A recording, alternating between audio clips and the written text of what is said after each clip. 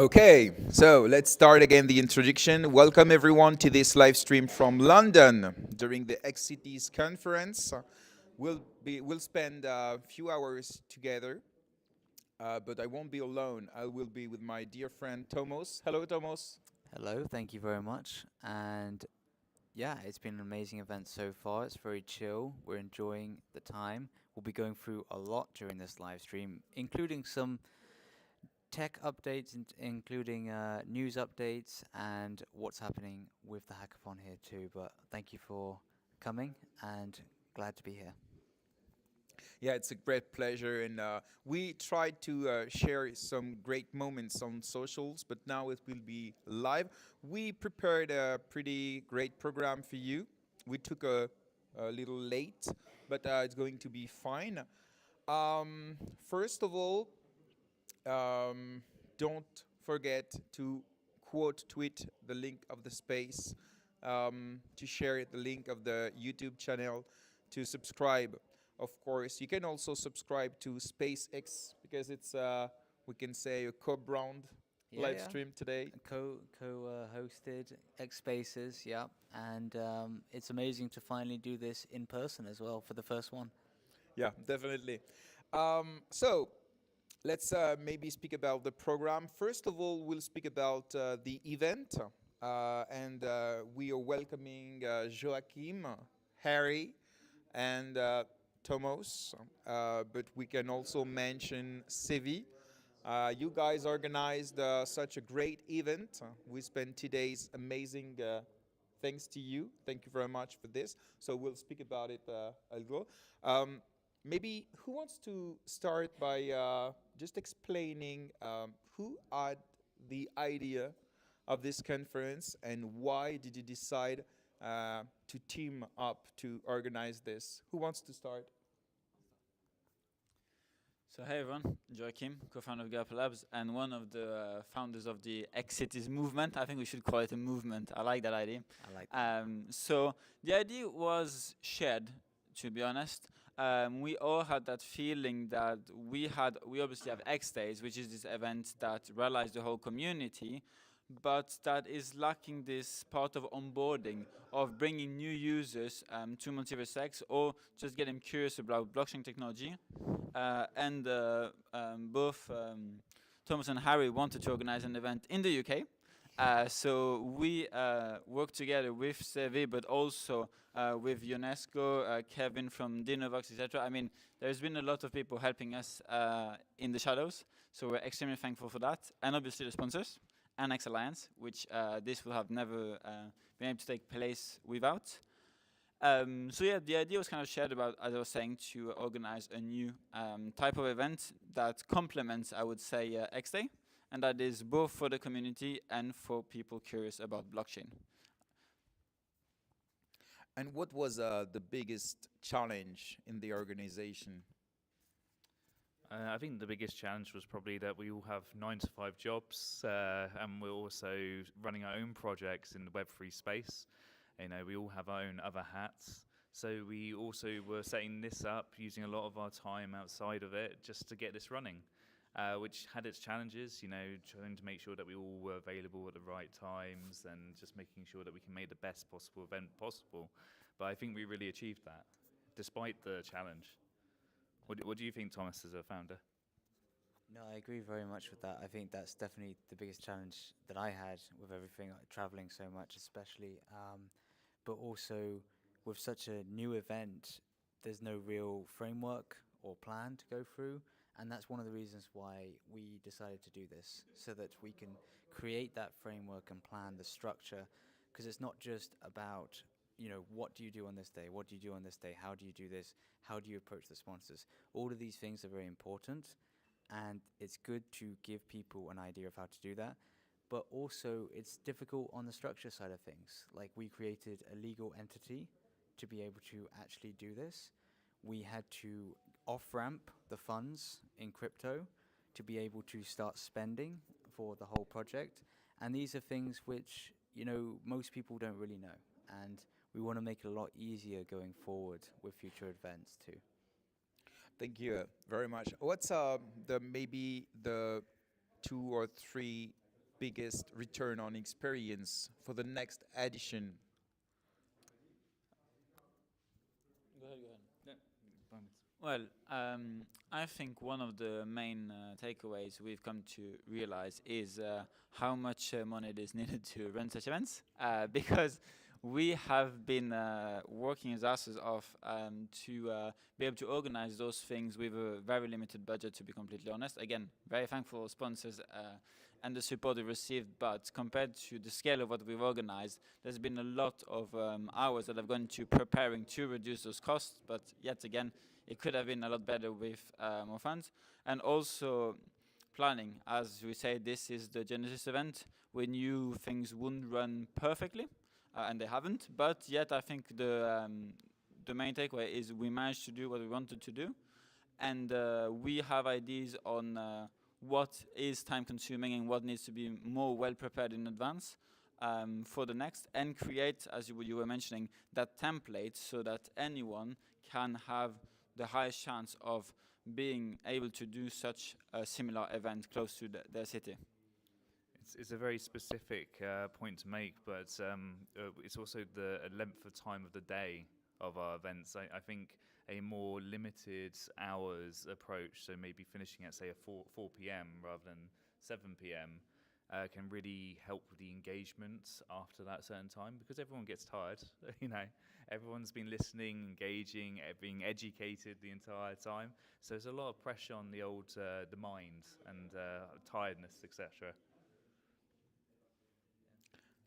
Yeah, the only thing I'd very quickly add is, it's important to experiment, and we'll see in the future how we might experiment with some things. One idea I was talking to Harry about really quickly is we could try and focus certain people or a target audience for one of the days, and then try and get another target audience for another of the days, and then everyone feels fresh throughout the whole thing, and it's more of a big event for everyone, so everyone can get involved.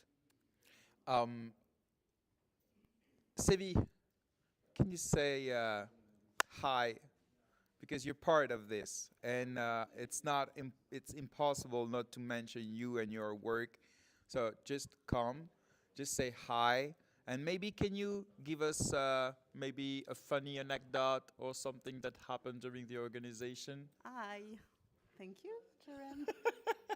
I lost a friend. Yeah. First, I am really happy because the event, even if it's not finished, is really, in my opinion, a success, because all the steps we want to reach are okay. But like the other co-founder says, it was challenge because of a lot of reasons. But really, this event is very, very cool. Thank you very much, Sevi. What's the maybe, because people maybe wasn't able to follow the different steps of the event. One of you guys, what's your maybe most memorable moment? Can be a panel, can be a quote, can be anything. Who wants to start?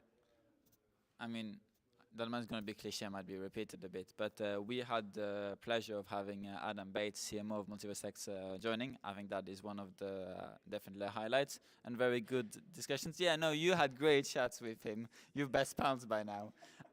And we also have a few more things that are still happening right now, like the hackathon, which I'm co-organizing, so I'm going to disappear shortly to join them again and see what they are doing. Cool. And yeah, let you have your opinion. I just want to have a follow-up because I'm really eager to hear. Has Adam Bates agreed to follow you, GRM? Ooh. Yes. Yeah, now we are friends. I'm sure the community is very happy to hear that. But yeah, that was definitely one of the highlights. I think something I don't want to harp on about Adam Bates all the entire time, but it's the first time that he's interacted directly with the community. Like, this is a purely community event, and loads of people from the MultiversX community got to talk to him. And And he was so approachable with everyone that he actually took the time to talk to everyone. And like my wife was here, and he was talking about our soon-to-be born kids and giving advice and listening to her, and it was really nice to see. But also, like, all the speakers have been amazing. There's been some really engaging content that everyone has learnt something from, including myself. So and all the people that we've met have just been really nice people. I think that's really a highlight to the MultiversX community. We already knew that we had a strong community, but now we have potential newcomers from the people that we've invited from the Web2 world. Students have all come to find out about MultiversX and blockchain in general, and hopefully we've onboarded a few people along the way. Yeah, I think I'll just add real quick, because those were great points. The real alpha is in-person meetings. You can talk over Twitter, you can get into disputes, feuds, you can misunderstand each other, but when you have the time to actually sit down, talk to people, think about what everyone is doing, get excited, it's not just about, you know, the Web3 and so on, it's more about like what kind of things you do as hobbies, your life, you get to know people. I think that's when connections are really made, and that's where a lot of partnerships start. So that's an amazing thing, and something we really wanted to push with this xCities brand, and get more of these going, because you see Super Team with Solana, they're doing these all the time, obviously a lot more funding, but it's still a great thing. And I think even if we start small, we can work our way where we get to a point where all of a sudden most people will want to come to these events as well. And we already had great attendance with the first one, which is good too. I'm also really excited to see all the future community members who take up the mantle of xCities and learn from our lessons that we will pass on to them, take on our templates, and hopefully start something in their city too.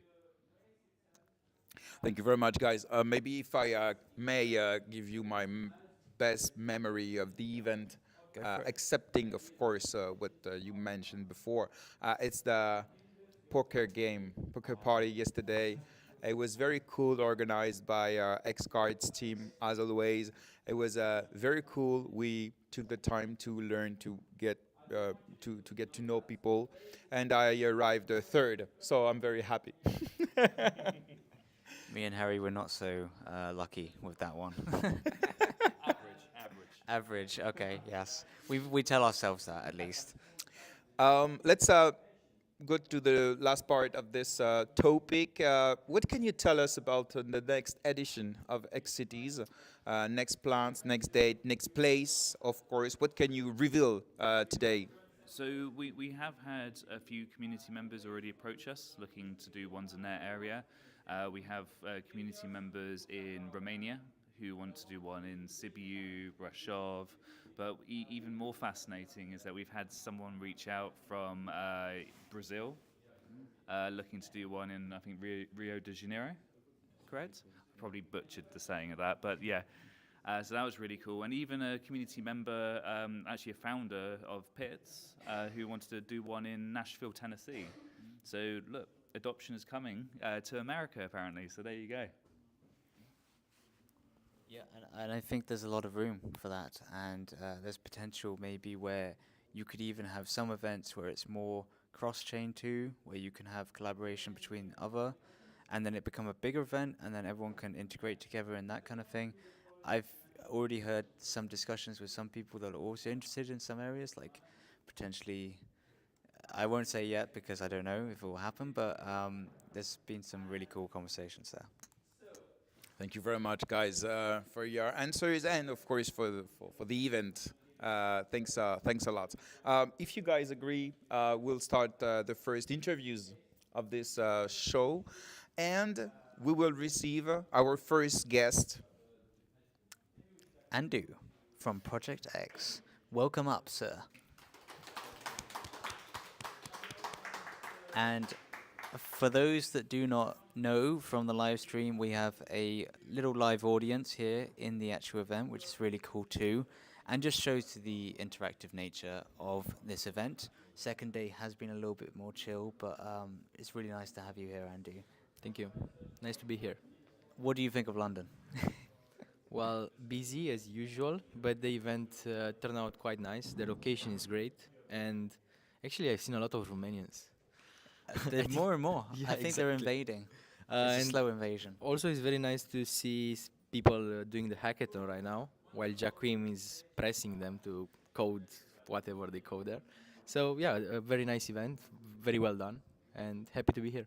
Yeah, thank you for coming. And just for anyone that maybe doesn't already know, although I think many people do know you, could you maybe go over the background for you, your project, and what you guys are doing in this space? Yeah, so I am a creator of Project X DAO, the biggest revenue share DAO in MultiversX right now. I started uh, building here 4 years ago with our development company, Lucky Birds Labs, and we started by developing solutions for others. But after some time, we decided to go on our own path in creating products, subscription-based products, kind of, and sharing the revenue from those subscriptions with our community that we created in almost 2 years now. And it worked out great. Of course, the development team was very experienced because we started way before Project X. And with a big team and strong fundamentals and a great idea, I think it turned out to be, it went great. So I'm happy to say that we are the biggest RevShare DAO right now, and we have more than 10 products live. And I think every community or every project uses one of them at least. Some people use two, some people use three of them.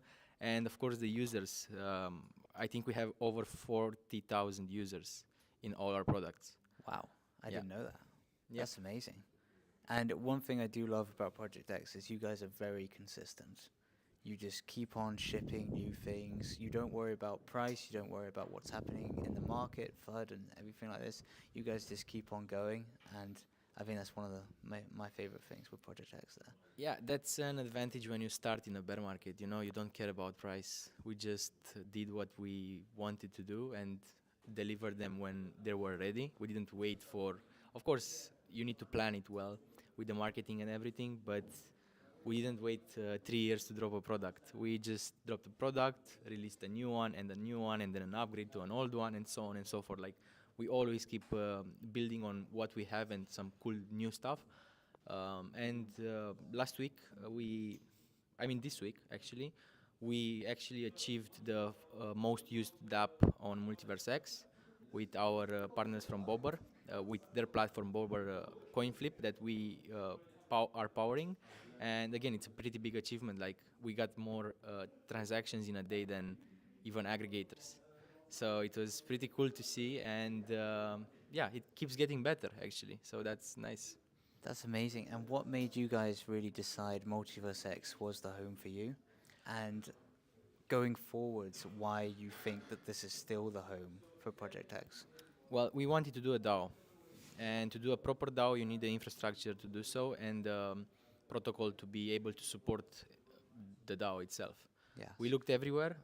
Again, the development team was based on MVX and is based on MVX, but for a DAO, there's no better place than MVX. And thanks to our partners at Pirmi, we made a very strong DAO structure, tier-based, great community supporting it, acquired projects that either were gone or we want to bring them back to life, like Ducks, for example, that everyone knows, Divergent Club with Harry as a leader. And yeah, it just worked great. The infrastructure combined with the community, it just made the DAO dream be possible, and it worked out. And I am happy we chose MVX, because on other chains it's a lot more, you get a lot more drawbacks from the tech itself. ESDTs are one of the biggest winning things here. Like, we love ESDTs and how they are in your wallet, and how you don't need the smart contracts all the time, and so on and so forth. I talked about this in the last panels, in the panels from yesterday. But yeah, it's just the tech, you know. That's why we did it here.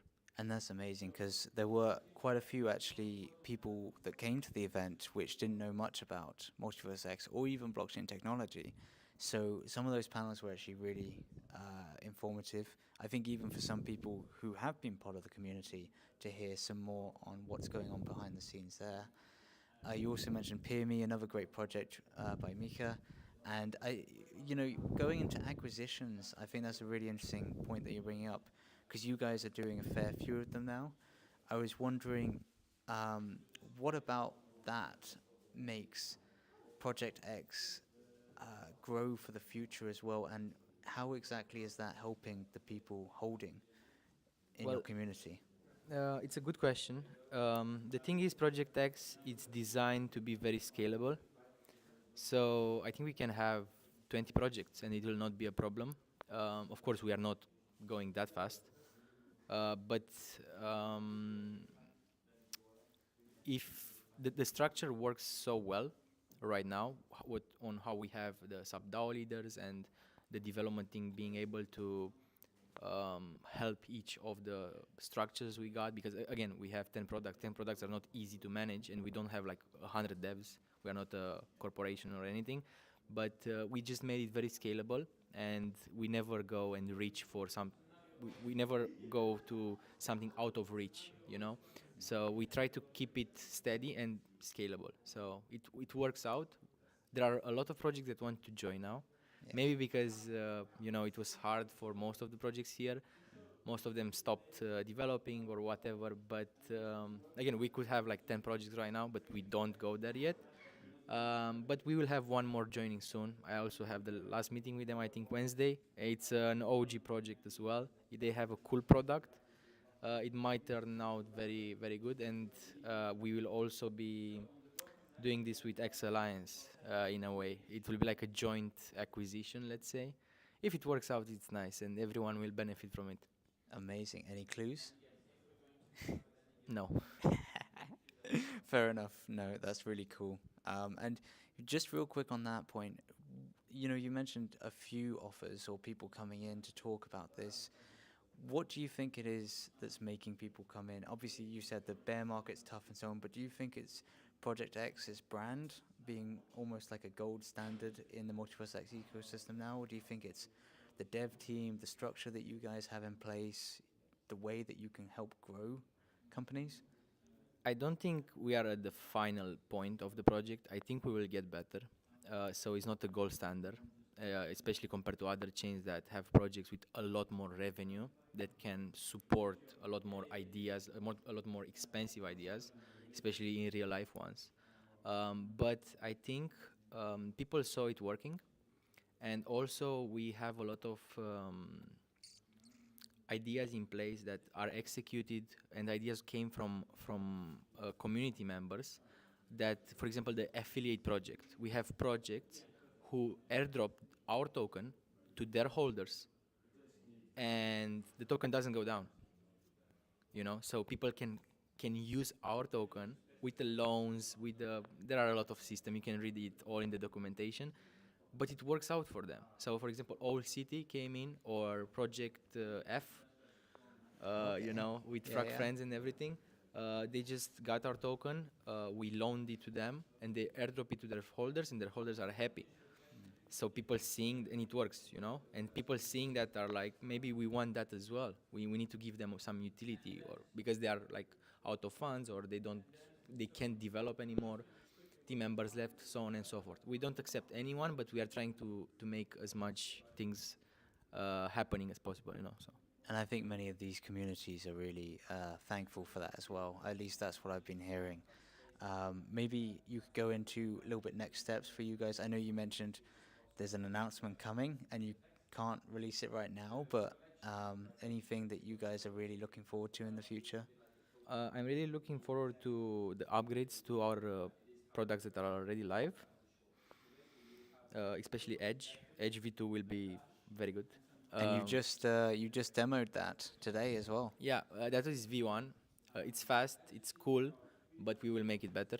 We will make it compete with bots from Solana in terms of speed, even though it's MultiversX. And what will it be doing? Just for trading. Okay.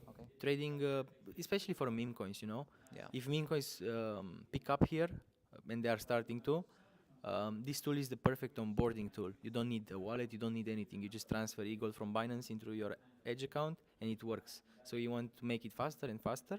So you buy your meme coin in like 1 second, since it's launched. And you profit, you go to communities, you use our other products to showcase your meme. You can basically have all the tools you need to create these communities and these meme coins and to enrich the overall ecosystem. Amazing. And maybe, go ahead. You said if I'm looking forward to like the other acquisition. There are a lot of things happening, but I focus on products myself. But another cool thing about Project X is that I don't need to be there all the time. Being a DAO and having so many people working for the DAO and not be dependent on me to take action, or to other creators, or to devs, or things are just happening.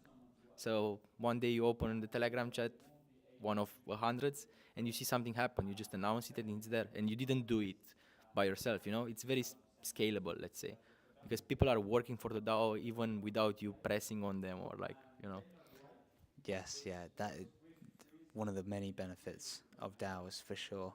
And maybe just in a very few words, your reaction to this X London event organized by xCities. Well, as I said in the beginning, I love the location, the people. I think it's a great start of a Genesis, like the Genesis event went really well. I'm excited to see where the others will be. I'm not sure I'll be able to come to all of them. For sure I'll be in Korea, but I don't know, Brazil or whatever. I don't know, man. I don't think I can come to all of them. But it turned out great. I'm excited to see the hackathon and what they do there. And very nice 2 days with the community. I love to always come and spend time with the community. Some members that I already know, some members that are part of the DAO and I have no idea who they are because I've never seen them before, and they're like, yeah, I hold a subject, Oh, nice. What subject? And, and then they are telling me a lot of stuff that I have no idea about. And it's always cool to share stories and to meet people, especially from your community, but from MVX community overall. I couldn't agree more. And thank you very much for coming. Thank you on as the well. live stream. And enjoy the rest of the day. Maybe join in with the hackathon too. Teach some people some things. I try to not code. I try to not learn code. I can't code, but I'm really trying to not learn how to do it. Who there always says, yeah, maybe you should try. Maybe no. I don't want to do that yet. We will see. Maybe next year after I finish uni. Exactly. Yes. Perfect. Well, thank you. Thank you. And hopefully speak later. Yeah. I'll just. Yes, just a GRM as well. Thank you very much, Andu. And for the next guest, we are joined by Kevin, CTO of Dinovox. Welcome in, Kevin. Hey, Kevin. What's up? In English. Hello. Comment ça va? How are you? We are very good. Thank you very much. We know you are very, very busy with the hackathon, so we will not take too much time. But can you tell us about middle staking a bit? Middle staking as a staking provider or as a Both. Both. So middle staking is a staking provider which allow you to stake e-gold and you share the network revenue. And you stake e-gold, you earn e-gold. That's simple. But to go further, we also made an application which allow you to create staking pool to distribute token over the community. It's easy to access. You drop some token and community jump in, stake token or NFT, and can earn revenue from projects, for example. Okay, and because 2 projects was not enough, you decided to integrate Dinovox as a CTO. So can you tell us what do you do in Dinovox, and maybe to explain what is it in a few words? Oh, we do a lot of things. I'll be short, but Dinovox is an NFT collection.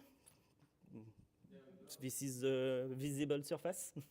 And we do a lot of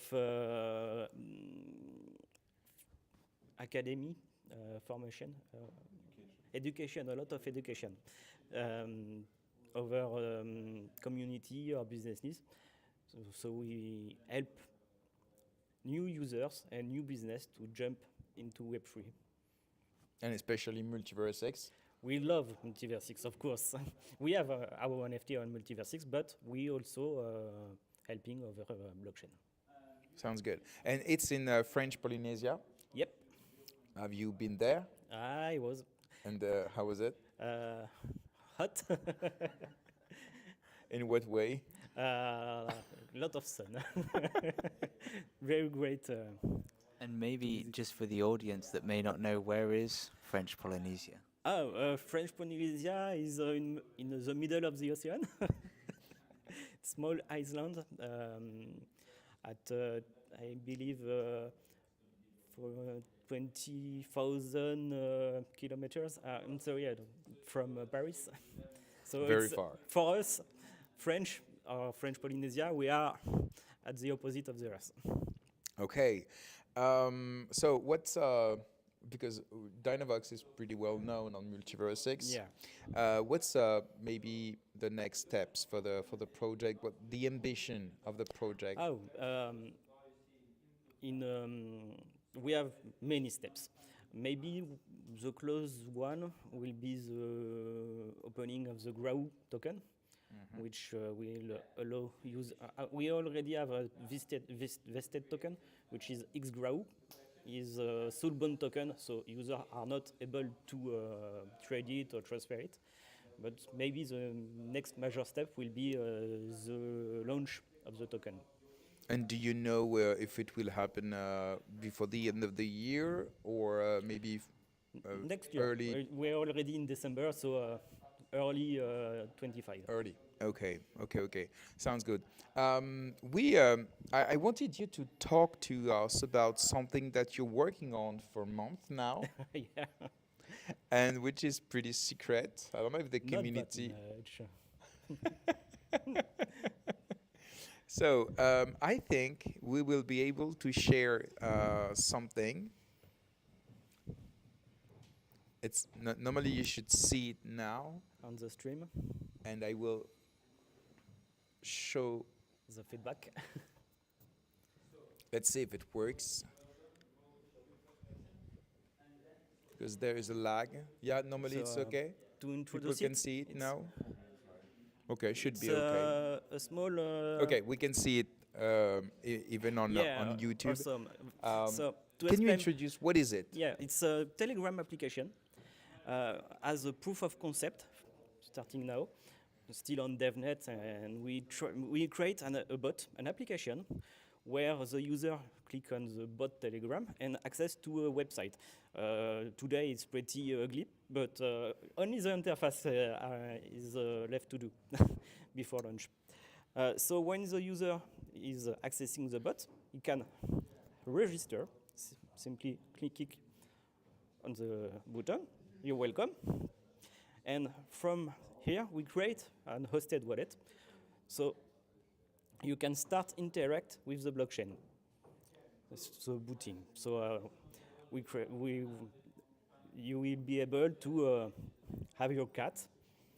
Take So it's care a of cat. it. It's a cat. Okay. It's a cat application. Okay. We had a lot of fun at Crypto Normandy with the crypto pitch. Yeah, because we need to remind everyone that what does cacat means in Romanian? Shit. Okay, so you generated your cat. I create a wallet.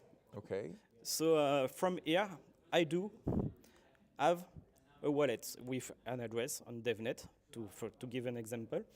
Starting with Sun Energy. Energy is the only off-chain data, and gas, which is e-gold converted to some dust information. So starting from here, I can start to spam the Oh, application. it's like a tap to earn. It's like a tap to earn. Okay, I so need you to tap. Okay. I need to spam a lot because it's not free for me. I'm sending some e-gold to the wallet of the user. So from here, I'm executing the transaction on blockchain to give a few dust of e-gold to the user. Okay, and so what's the point? What's the next steps? If when you and I tap, I earn some maybe in-game currency or I don't know. Yes. And after, what can I do with this? Nothing. It's a cheat coin. uh, to I heard it will be possible to upgrade the cat or Yeah, of maybe to course. buy some I will show house it, for it or something like in- that. Is it planned for the next version? for the first version. Oh, okay. I can show it when I will. I have you see now I have 100 gas, so it's a small portion of e-gold. It's not 100 e-gold, don't believe me. So when I got some e-gold, I may start to take care of my cat. Simply by clicking and spamming the transaction. It's not on chain at this part live, it's only gaming interaction. And when I did spam enough my cat, I may go to the litter and I need to empty a cat. Okay, we have 50% of the litter, the button become orange. And from here, I can execute some smart contract transaction. So my hosted wallet is executing a contract which allows to retrieve some kakat in my hosted wallet.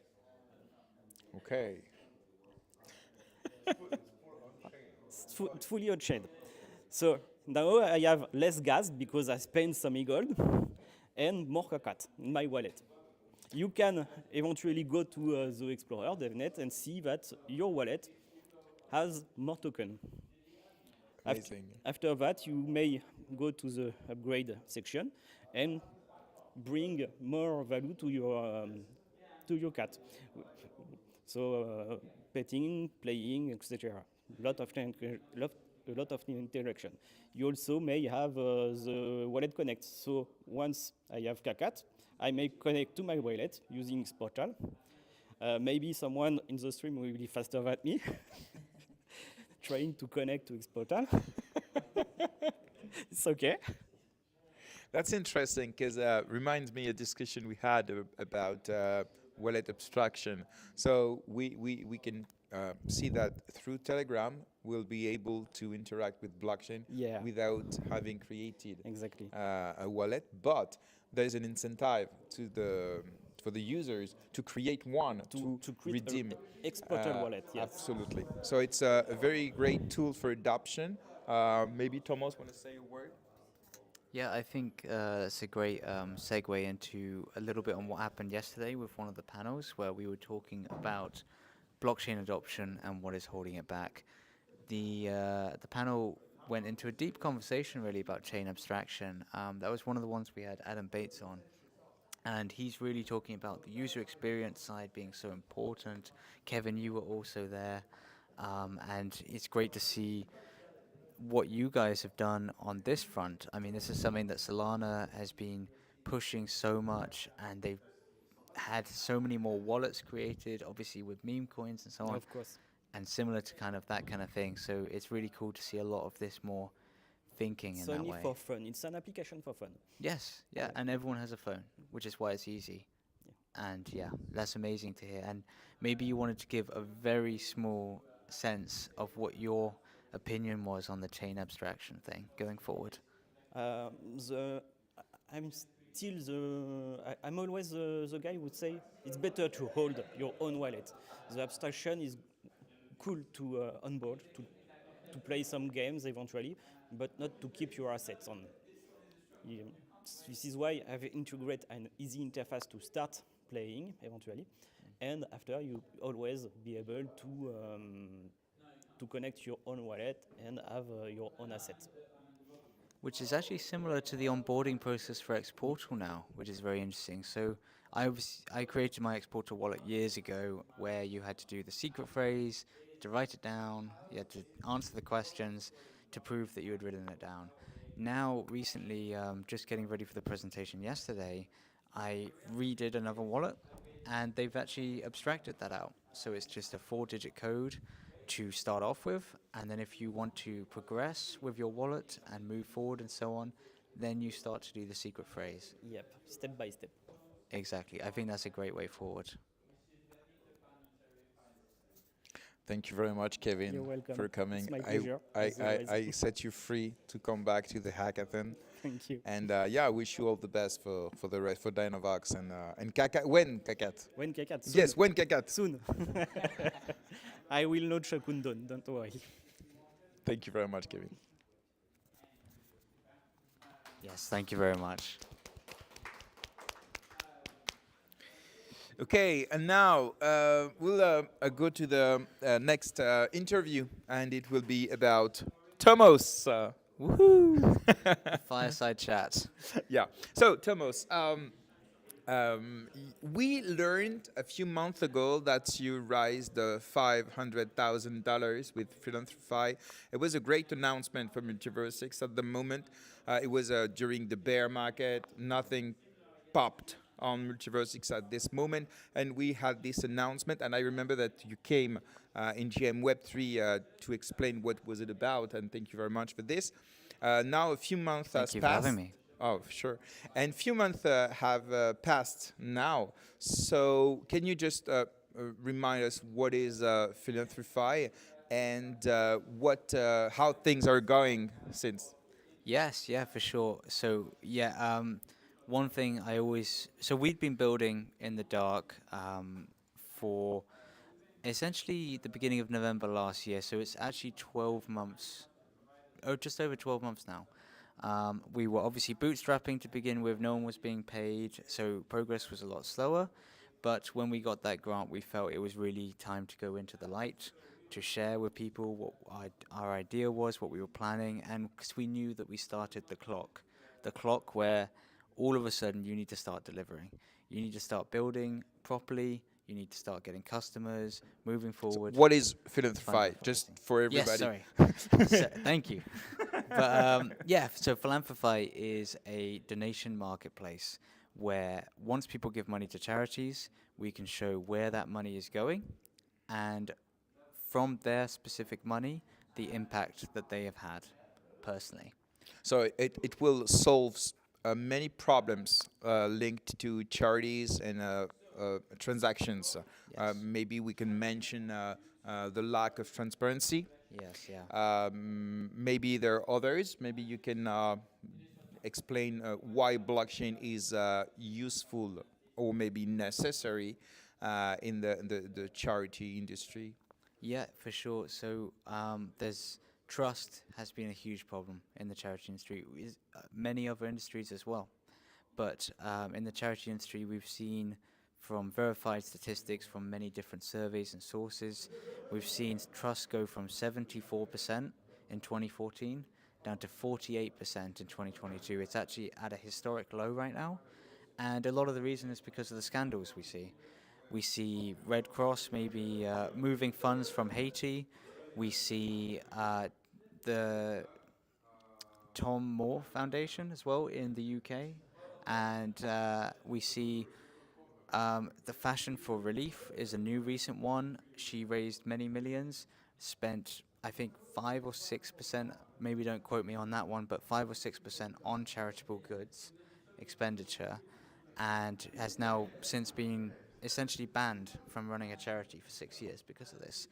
So it's all of these things, and then at the end of the day as well, when we look at the granular detail, if you give money to charity today, unless you know someone in that charity, you don't really get an update on how it's going, where that money's gone, and even if it's successful potentially. So that's what we're bringing in with the blockchain. It's obviously not the perfect solution because you can never get to the perfect solution. To get to the perfect solution, you need nanny state where everyone's being watched by cameras and you can see all of these things. But what we're trying to do is get up to the high probability of this is essentially where it's gone, and we've got proof, and we've got proof that that proof exists as well. So very quickly, what we're doing is we're building SaaS tools for charities to use, such as project monitoring, fundraising tools, customer relationship management, and so on.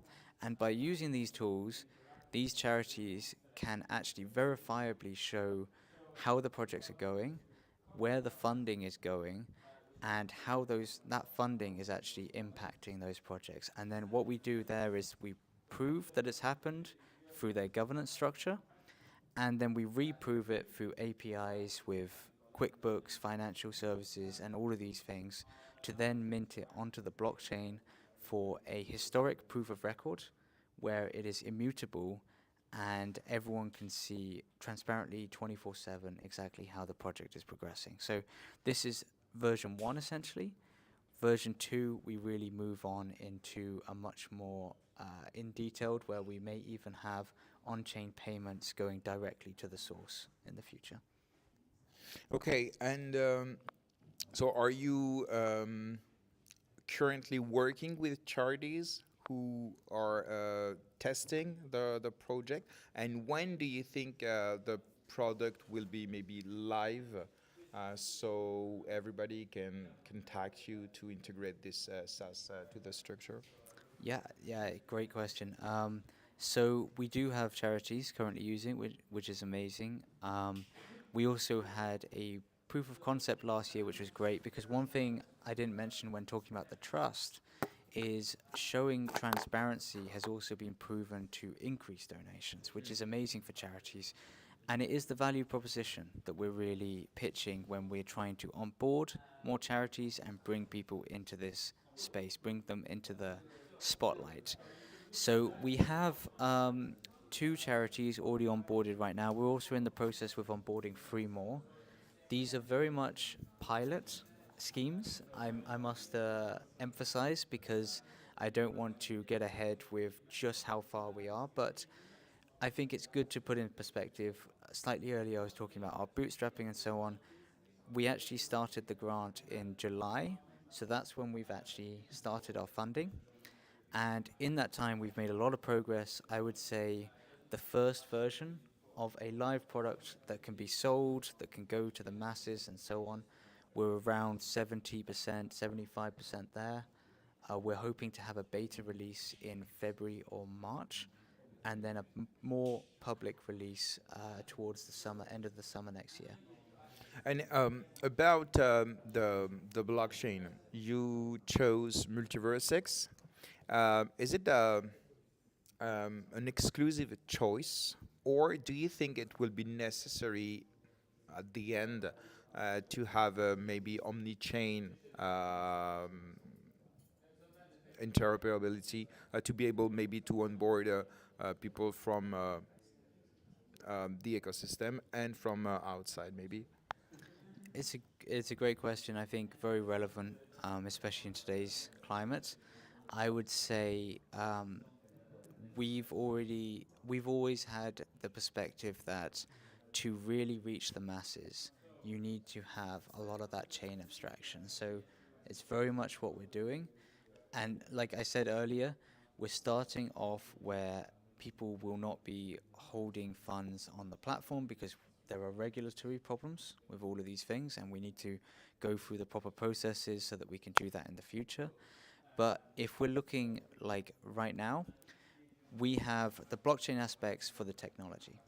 And it is my belief and my team's belief that MultiversX is the best for technology, and it is the best for what we specifically want to be doing.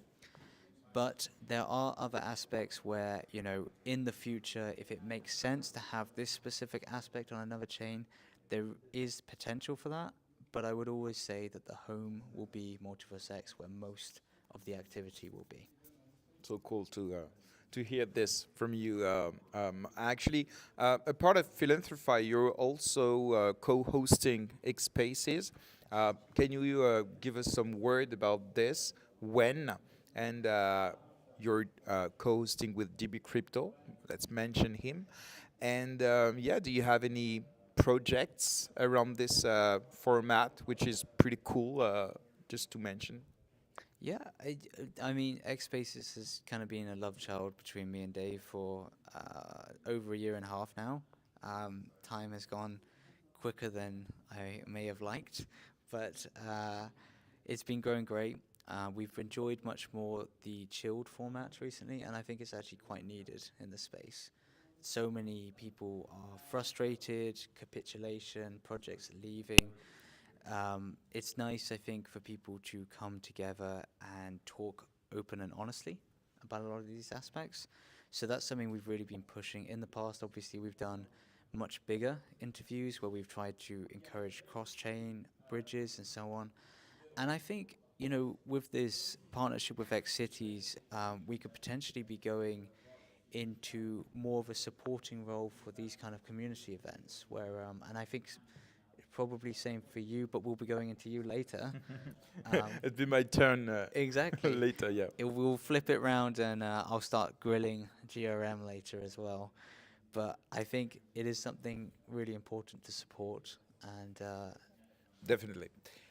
Thank you very much, Rad. We need to mention the audience that someone tells me, okay, over. We need to go to the hackathon. No? But no? Okay. Thank you very much. thank you. Tomos. It Yes. was great to know more about Philanthrify, xSpaces, and you. And yeah, let's maybe have a break. Well, maybe just before we go to break, we could also briefly mention the sponsors for xCities as well. We have obviously X Alliance as the Genesis sponsor, the one that really kickstarted this whole event. We then also raised a little bit extra money from other sponsors so that we could build the event as big as we wanted it and as professional as we wanted it as well. Still on a relatively low budget, but we had the amazing support from ZoXno as a gold sponsor. We had some amazing silver sponsors, and ZoXno, I should mention, did the ticketing as well with Zontix. We had some amazing silver sponsors with Boba, everyone knows Boba, Hakim, Dinovox, and It's middle staking, synthetics. Who is it? eCompass, Yes. synthetic, exchange. Okay, a consortium, essentially. and in call. And Okay. then we have Quack, Globies, xCards, Pits, GM Web3, Project X, Philanthrify, xSpaces, Shoreditch Exchange, which is actually the building that we got in because we had a great discount from them. We had World of Shrooms and Gaupa Labs as well, along with Riddle Brothers and Divergent Club. Riddle Brothers was an interesting one because there's been a few riddles going on around to make it more interactive, this event. And hopefully we'll be giving out some prizes soon for that too. Okay, thank you very much. It's very important to mention the sponsors and partners. What do you think? Let's have maybe a break for 5 minutes so we can maybe have a drink. And we'll come back for a crypto press release, which will be the occasion for us to speak about current news and to analyze all together with our friends Ionesco. Yes, Okay? that sounds perfect. Okay, so see you in like 5 minutes. See you soon.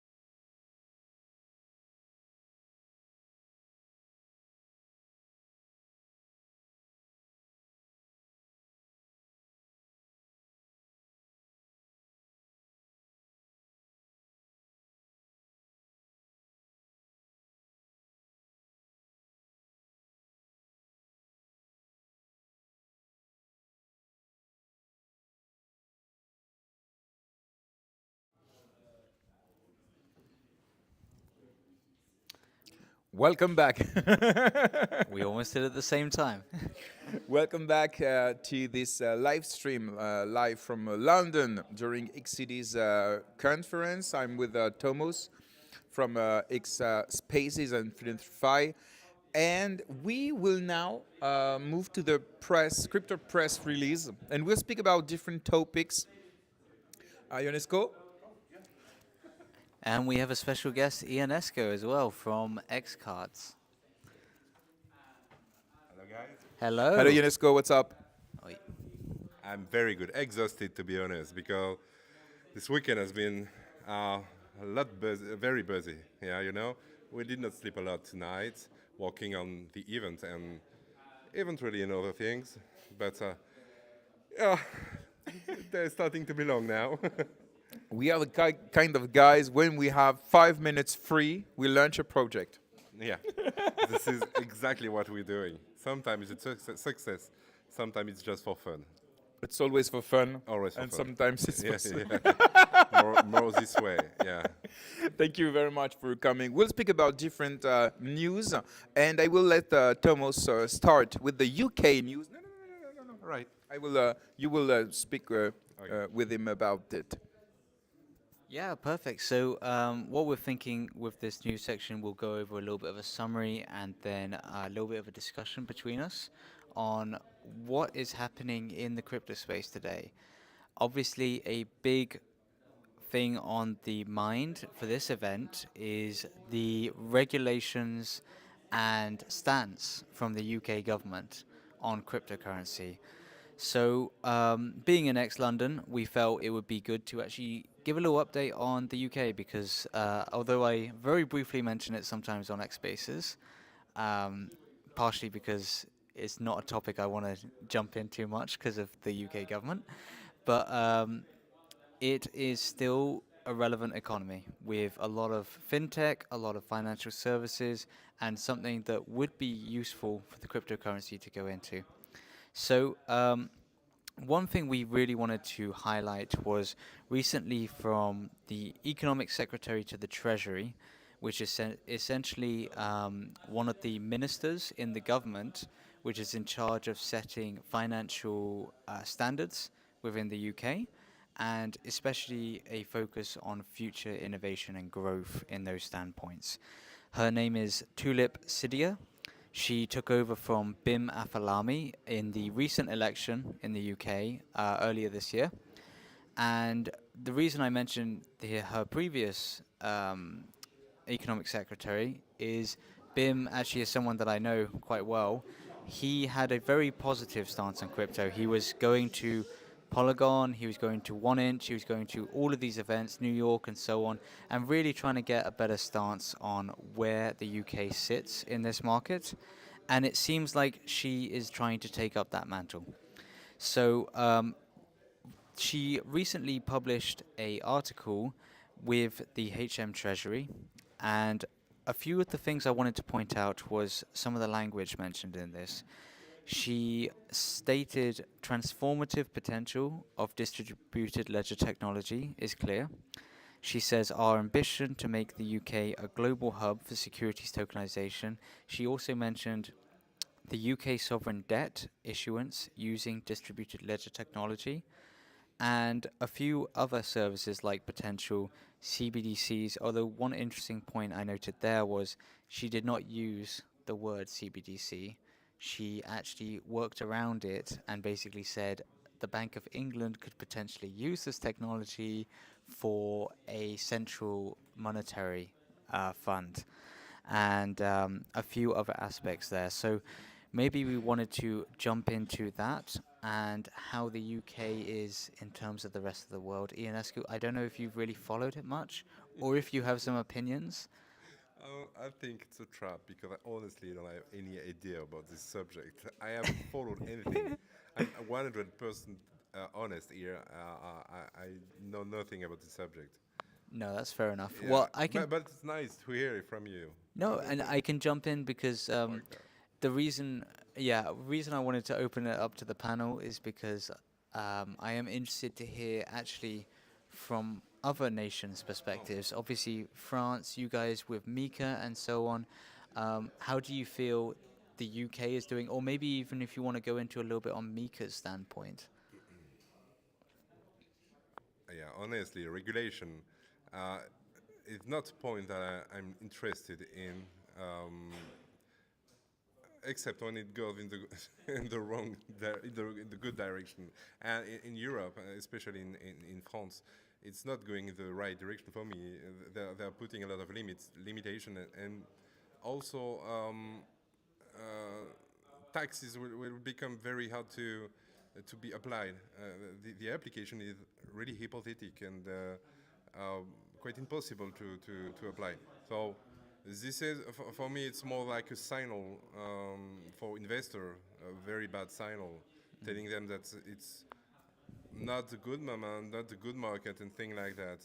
It's they're going at the exact opposite direction than US, for example, and it will be visible in the market, of course. So maybe it will change, but I don't see any reason for the moment that they reduce the regulation rates that they're trying to impose to the European citizen. So I don't know Mika very well, honestly. It's not interesting me because for me it's bullshit. I have to tell you, it's bullshit because I know that a lot of companies are waiting for regulation. It's useful when you speak about big money. At a certain point, you need this regulation, but this one is utopic. You see? Yeah, yeah. Uh, Do you want to jump in on that, GRM? Yeah, sure. It's interesting to see how UK is turning about cryptocurrencies this last weeks, and it's not from nowhere. No. We know that UK, since Brexit, is close and closer with the United States of America, and I think Trump sent a very positive signal for cryptocurrencies all over the world, and especially on English-speaking countries, or I don't know, Commonwealth. Maybe we can mention Yes. this group of countries. And so, yes, what you say is interesting because in Europe, they're doing completely the opposite. And I think, and I spoke with many lawyers about that, the more the United States will make the regulation light, the more they will help crypto industry to innovate and to develop, the more Europe will regulate and will add regulation and control and so on. So I'm really bearish about European Union, and I'm so fucking bullish about what's happening. So we need a Trump guy in Europe, at least about cryptocurrency and financial innovation. Yes, yeah. Definitely. And I think Europe has always been almost the regulation capital of the world. One thing actually Adam mentioned yesterday in our panel with him was that he was not feeling great about Europe as a stance on just crypto and innovation in general, and more on, I mean, he was huge on South Korea. Mentioned it at least 3 times, I think. So he seems to love that a lot. Obviously, America's coming into the picture now as well, which is amazing. And one thing I wanted to add, as actually a British citizen and business owner in the UK, a lot of times it's just political speak.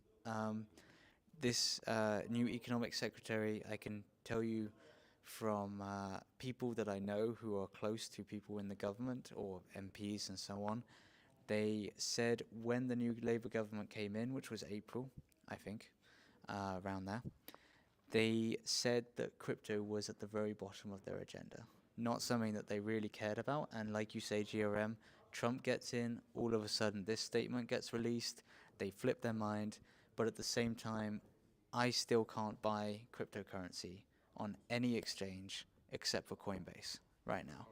In the UK, you can only buy it on Coinbase. It's fun. I went the whole night on some meme coin websites, like for example Bonk, the biggest on Solana, and I can't here. It's written in big UK citizens or inhabitants. I don't remember the wording. Is not allowed. Yeah. Yeah. So that's okay. In France, for now, it's better because we can go almost everywhere. But yeah, I think UK will change many things because they know the competition. Yeah. And in terms of finance, London, the city, and the UK for historically has always been on top. So I think they will not let other countries be more innovative in that perspective, in my opinion. I think they're happy a lot of the time for other countries and people to guinea pig ideas and then maybe try and jump in just before it's too late. And I'm hoping that they're going to jump in before it is too late. I mean, one very quick point with Philanthrify obviously is we are one of the only blockchain projects in the whole of the UK actually supported by the UK government in some kind of form of funding and so on. So, Congrats. and that was difficult. They actually fought a little bit there, but yeah. But you know, maybe we wanted to go a little bit more in obviously the American influence. And so on. Yes, because it's a good transition to speak about what is happening in the United States since the Trump election. But it was not just about the election, but also during the campaign. We remember that on July, Donald Trump went to Nashville conference and he announced many things around Bitcoin. Especially we can mention the constitution of a strategic reserve in Bitcoin. Also the goal for them not to sell anymore the Bitcoin that were taken by judges during I don't know, judgment, yeah, okay.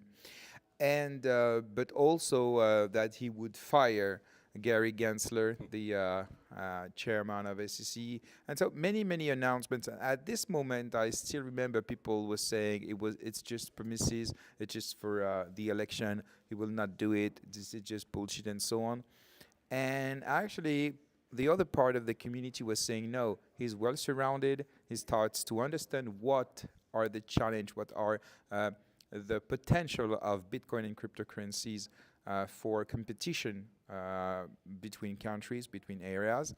And for now, he's not invested yet. It will be on January 20th.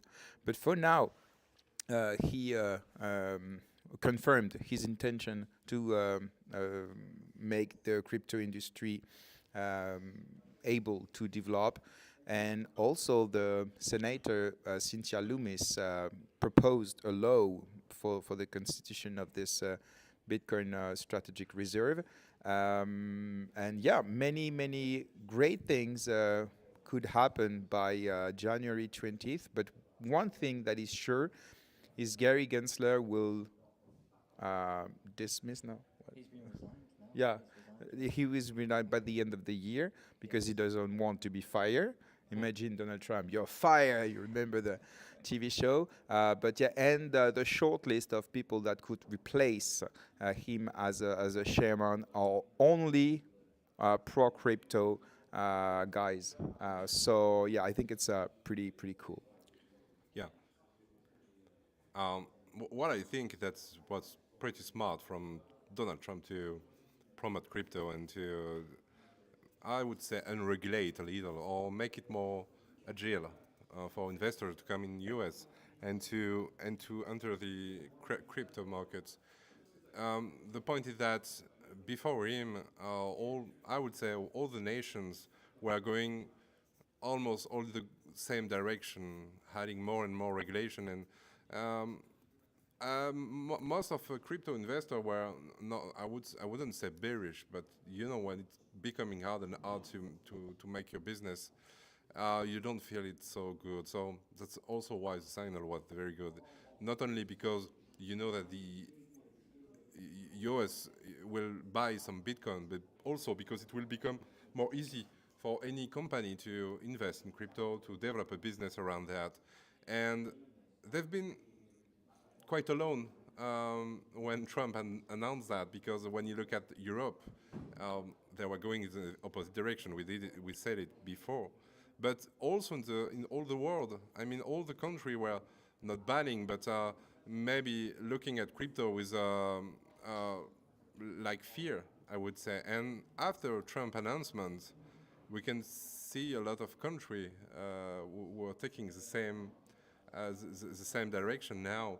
UK is moving, what we just said, but other countries too. Morocco just unbanned crypto, and I have seen few news in the past weeks about the country. Maybe you have it in mind. Yeah, we can maybe mention some candidates for the presidential in Poland, in Suriname. But we also have many ETF or ETN in Sweden, in Brazil. We also have the SEC that is considering launching ETF for Solana, for XRP, and so on. So yeah, definitely this is a global movement. Trump, I think, opened the door, okay? I think it can be a leader for Bitcoin for the next years, because what the United States does, the other countries cannot ignore. This is, of course, way too huge. What do you think, maybe Tomos? Yeah, I think, Trump was very much supported by the crypto community. We had even Robert F. Kennedy, he was a candidate. He was very bullish on Bitcoin. He's been bullish. I'm going to get the year wrong, but it's been, I think, roughly 6 years or so since he's been in Bitcoin. You also see the Winklevoss twins supporting with donations to Trump. You see a lot of Silicon Valley, and Silicon Valley is always on innovation. They're about the next technology. A lot of them have supported crypto or invested in crypto, almost more importantly. So they've been supporting very much, and Trump has been listening with that regard. And I think we should mention too that not only crypto is welcome back in US, but with Elon Musk in the government, we also are opening gate to DGen community. It just Elon decided to rename the government for simplifying Department of Government the Efficiency. administration. Yeah. Call him Doge. Yeah. It's a joke, but the joke is going far. I mean, Amazing marketing. Yeah. it's meme at the White House. Meme at the White House. We couldn't believe that. So it's not only for crypto; it's for all the meme and the Web3 ecosystem that our gates are opening now. One thing I just wanted to add real quick is we speak about Trump so much because obviously Trump's essentially the most famous person in the world and the news are all over him. But one almost silent thing that was happening in that election, which most people haven't covered as much, is there were these big super PACs, and super PACs are just these funds that are raised for political movements. There was these big crypto ones with hundreds of millions in them, and actually they weren't supporting Trump, which most people don't realize. They weren't funding Trump's campaign or something. They were actually funding 112 different senator and members of Congress races. And they made some very pivotal movements where they kicked out some very anti-crypto people in the US government, and they put in very pro people. And this is something I think very important to mention, because Trump, obviously, as the big man, it makes, it's good to have someone like that leading the ship. But if you don't have everyone below him also on the same page, wanting to move it forward, he can still struggle. So what they've done is, I think they've pushed it to a super pro crypto stance for the next 4 years cycle because of his presidency with that Congress. It's very important what you say, because last time he was elected in the 2016, he didn't have the majority at the Senate and representant chamber. I don't know exactly how to say in English, House and of- the House of Supreme Court. Representatives, yeah. Now it will be different because he has the majority. The Republican has a majority at the Senate, at the House of Representatives, and at the Supreme Court. So yeah, he can do whatever he wants because he will have the majority to vote every law, of course, in the Constitution normally. But yeah, it's very important to mention that. Let's speak about MicroStrategy and Michael Steller. We stay in the United States now. Of course. Everything is about them because they own our lives. But no, actually, seriously, obviously, MicroStrategy has become a huge thing. We see Michael Saylor almost becoming the godfather of Bitcoin. He's the one that everyone wants to talk to. He's the one that had the huge vision of where it can go forwards. And he's the one that everyone now looks to for leading this crypto wave and this ship. A few statistics before we jump into that discussion. MicroStrategy currently own 331,200 Bitcoin, which is insane. I think that's like 1.24% of the supply, Crazy. which is just insane. And to put that in perspective, I know a lot of other companies are starting to buy Bitcoin now, but if you actually put it in perspective, MicroStrategy own 13 times more than the second highest holdings in any company. Do we know the average cost of each Bitcoin MicroStrategy have? So he's been buying more, which is why 46 is it? Okay, I was thinking around that 38 kind of, so somewhere there. He bought a huge amount more. He puts a That's huge correct. amount in 90. Yeah, because he went up from like 180,000 Bitcoin to 330 now in the last 6 months, essentially. He's been buying huge amounts recently. He's raised something like 18 or so billion to do this. And what's going on now is he's actually planning to raise another $42 billion over the next 3 It's years. good to mention that it's not his money.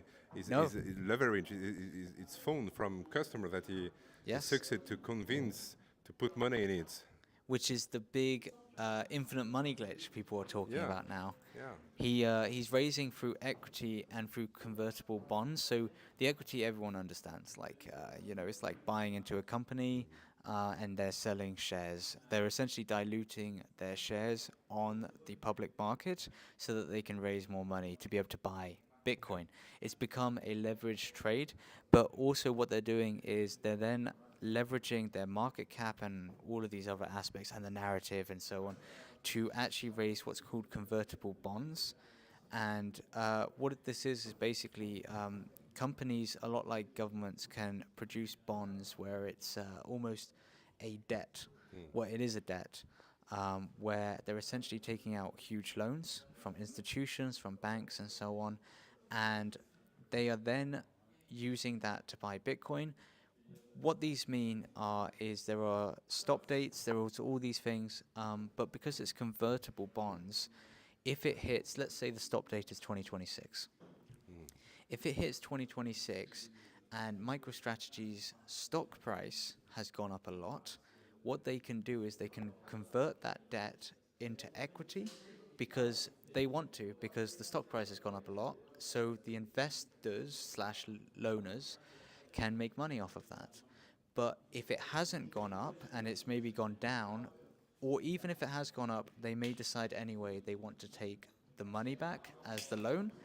And this is where we're talking about, I think, the leverage in this, and where a lot of people are worried. The reason why it's become infinite money glitch recently is their recent round, where I think they raised $2 billion. It was at a 0% interest that they raised it at, which is $3 billion. $3 billion at 0% interest. So this is why it's become the infinite money glitch. But with all narratives, it does come to an end.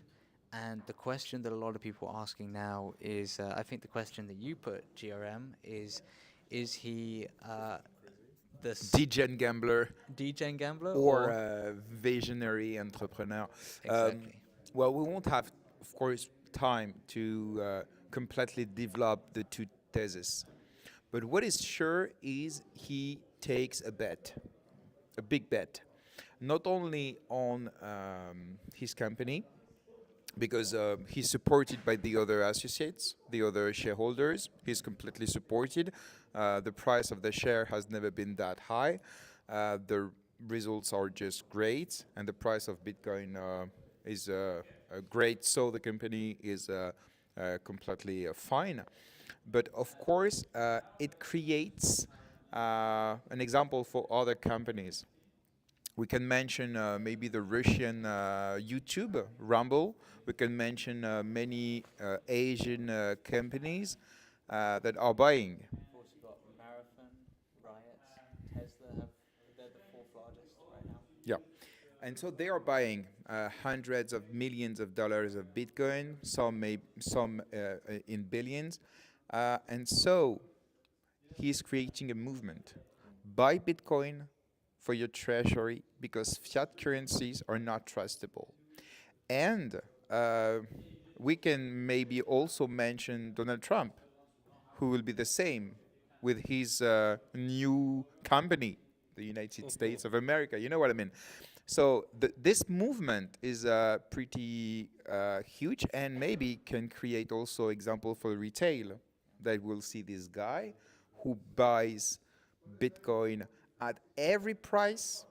We can see, because it's completely transparent, that he buys Bitcoin almost every 3 months. He doesn't care about the price. It's a real DCA. It's a DCA with billions.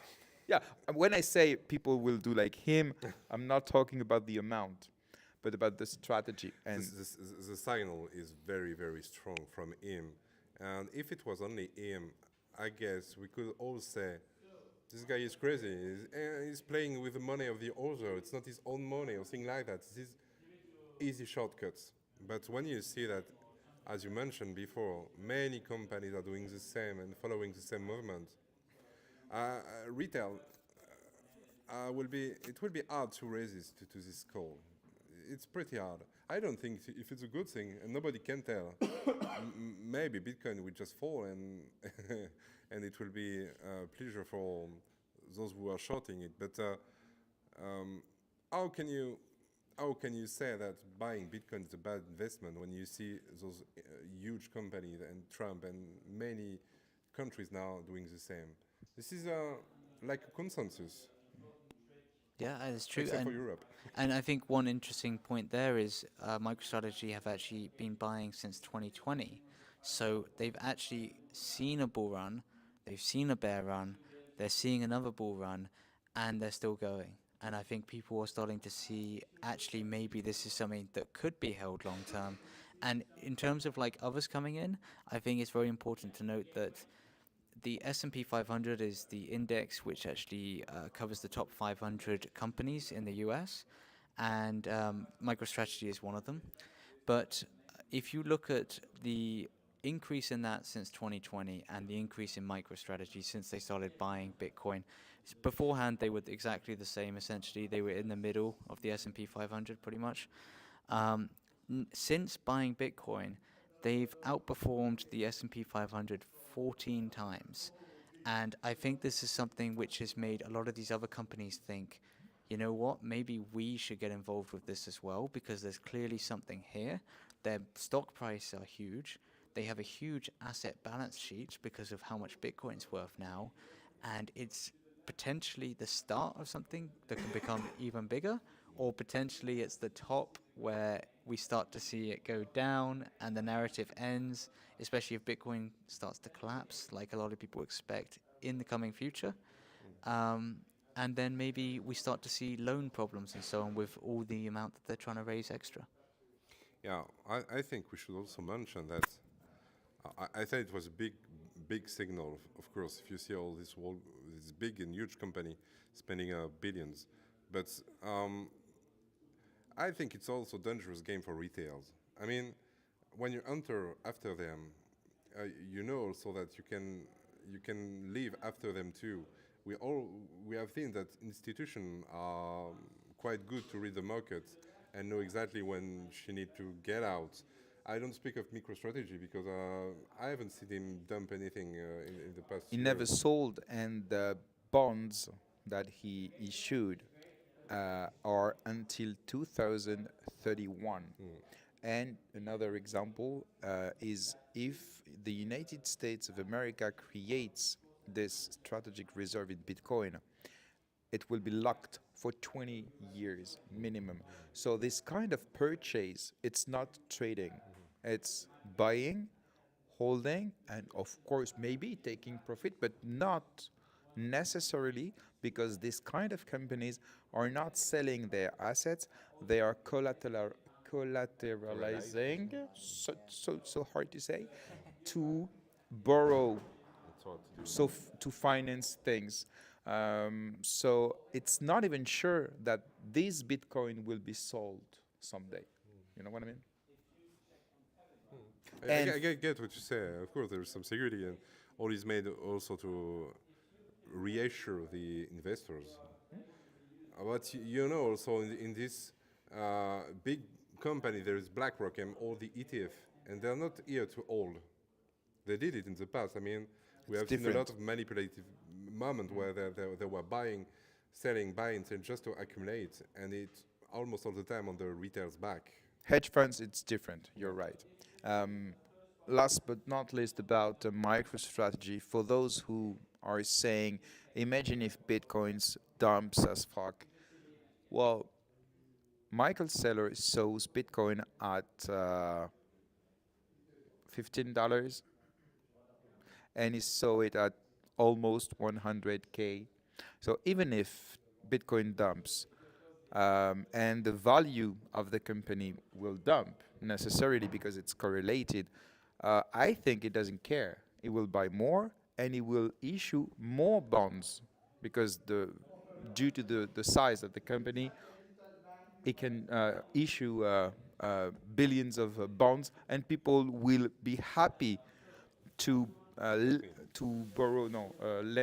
lend money, because of this situation of the economy. It's like maybe the less risky investment in the world. If you consider the dump of the dollar and the other fiat currencies. We move to the next topic. I don't remember. Stablecoins in Europe. Very interesting topic.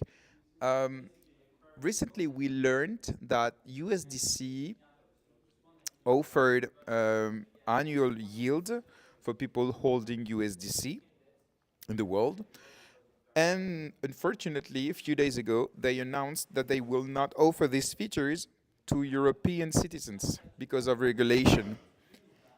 A few months ago, Tether, the issuer of a USDT, decides to say we will not go in Europe because of Europe regulation.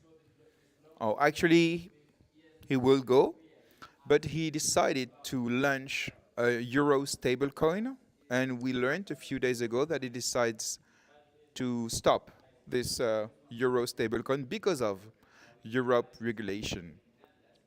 So the situation is pretty difficult for stablecoins in Europe because of regulation. In my opinion, because European Union wants to issue a CBDC, and stablecoins will be a competitor to CBDC. For example, in the United States, Trump said no CBDC. It's a veto. So he will favorize, he will help stablecoins issuer, Tether, Circle, to develop. So I think, and I'd be happy to have your opinion, the governments or non-elected government like European Union have to choose between stablecoins and CBDC. And in Europe, actually, they made their choice. Yeah, and I think it actually goes back to a little bit on what we were discussing in the British standpoint, because I was mentioning in her article, the new economic secretary to the Treasury, she literally described a CBDC without saying the word. And I think it's because the narrative has become very negative towards it. Retail, I think most people don't even know what a CBDC is, but they still know they don't want one because the narrative has been very much that way, and it's been marketed from that point. Because you mentioned Trump. Actually, I think I'm almost certain that the whole narrative Trump came from with that was from RFK Jr., because it was one of the big things he was actually running on as a presidential candidate. And it's something that obviously the crypto community actually cares about a lot, because a CBDC can have almost full control over our lives, essentially. And that's not what people want. There's something just going historically here with Europe, Britain included. I think governments have really become successful through time with having more control over Commonwealth, more control over finance, institutions, regulations, and trying to push their ways onto other people. Whereas America started as a more free, with founders. They wanted to encourage innovation. They wanted to almost decentralize more their economy. And I think that's why America is much better on this front, and Europe is much worse in terms of the regulations and so on.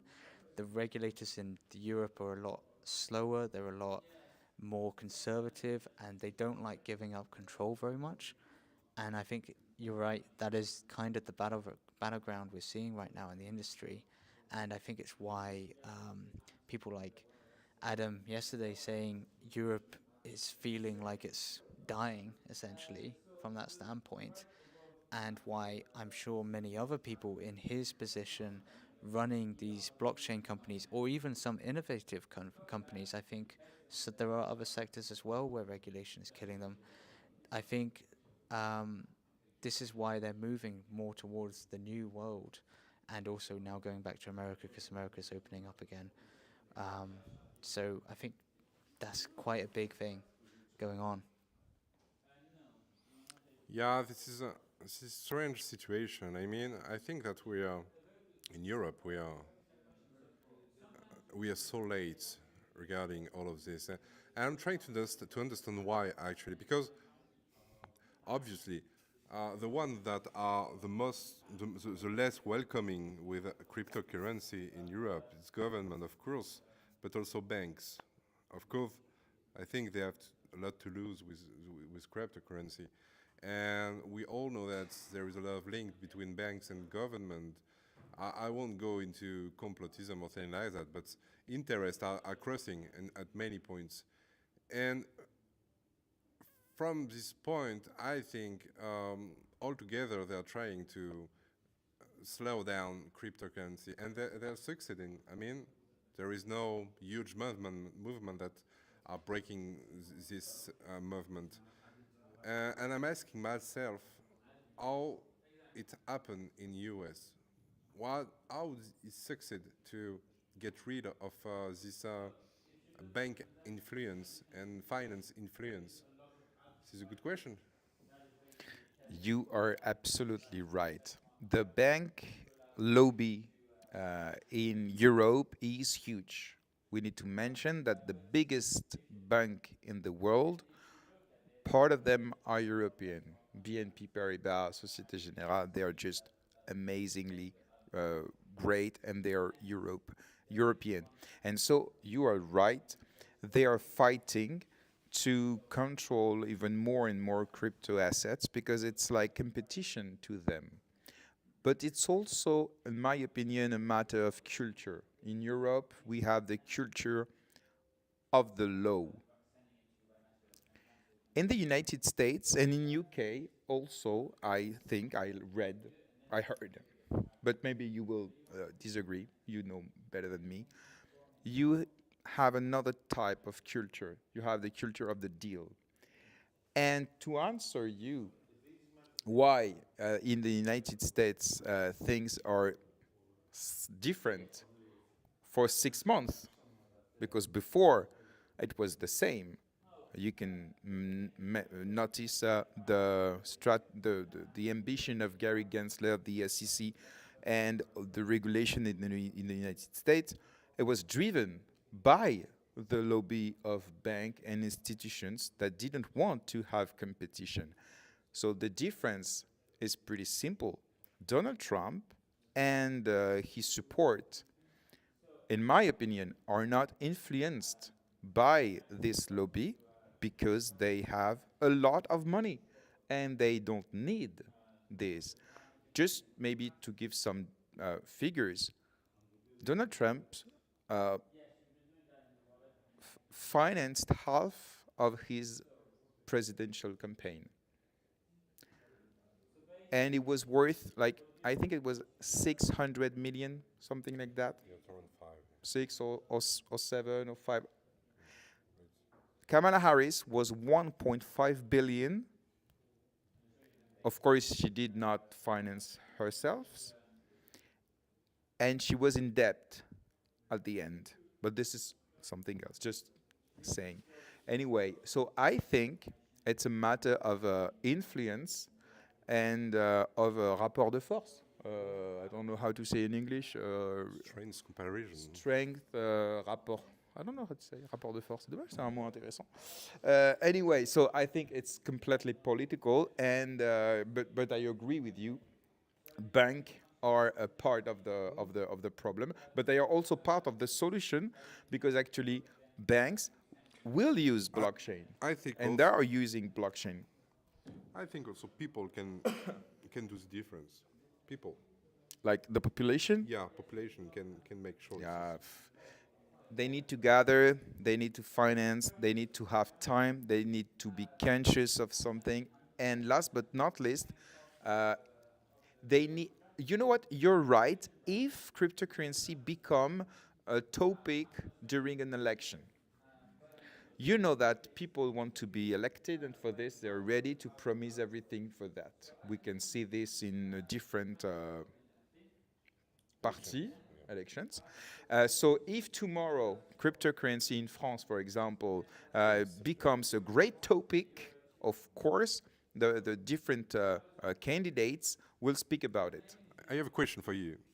Do you think that during the next years, if Trump is doing what he has announced and crypto is taking over US, do you think it will have an influence, a good one, I mean, on Europe? If people watch it from Europe, from the old continent, and seeing what's happening there, maybe companies getting richer and richer, maybe people also getting richer and richer, and maybe a better situation, economic situation, do you think it can influence people in Europe? You mean for the population or for the Both. candidates and so on? Both, because candidate will follow the train. You see what I mean? I don't think Trump is a good example in the population because of his reputation, real or not, and because of medias and so on. So it will be difficult, in my opinion, for like population federating behind Trump. You know, he's maybe not the best ambassador. So American. No, yeah, you know what I mean. Yes, but I think, and I discussed with some lawyers, and they think the opposite. The more the United States will develop crypto industry, the more the Europe will control.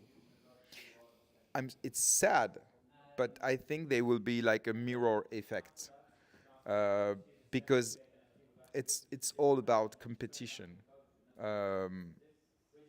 So it's difficult, but I don't see in the coming 2, 3, 5 years cryptocurrency become a great topic in France or in Germany. No, I don't. We're too late, in my opinion. My question was more about people, but I heard what you said, but if people are starting to see this kind of event in US, don't you think in the population there will be an inspiration about that? Look how mainstream medias are showing Donald Trump. And we watch TV, we watch media, different kind of media. So, and we are always speaking and talking and thinking about cryptocurrency. But the people random people. What is Trump for them?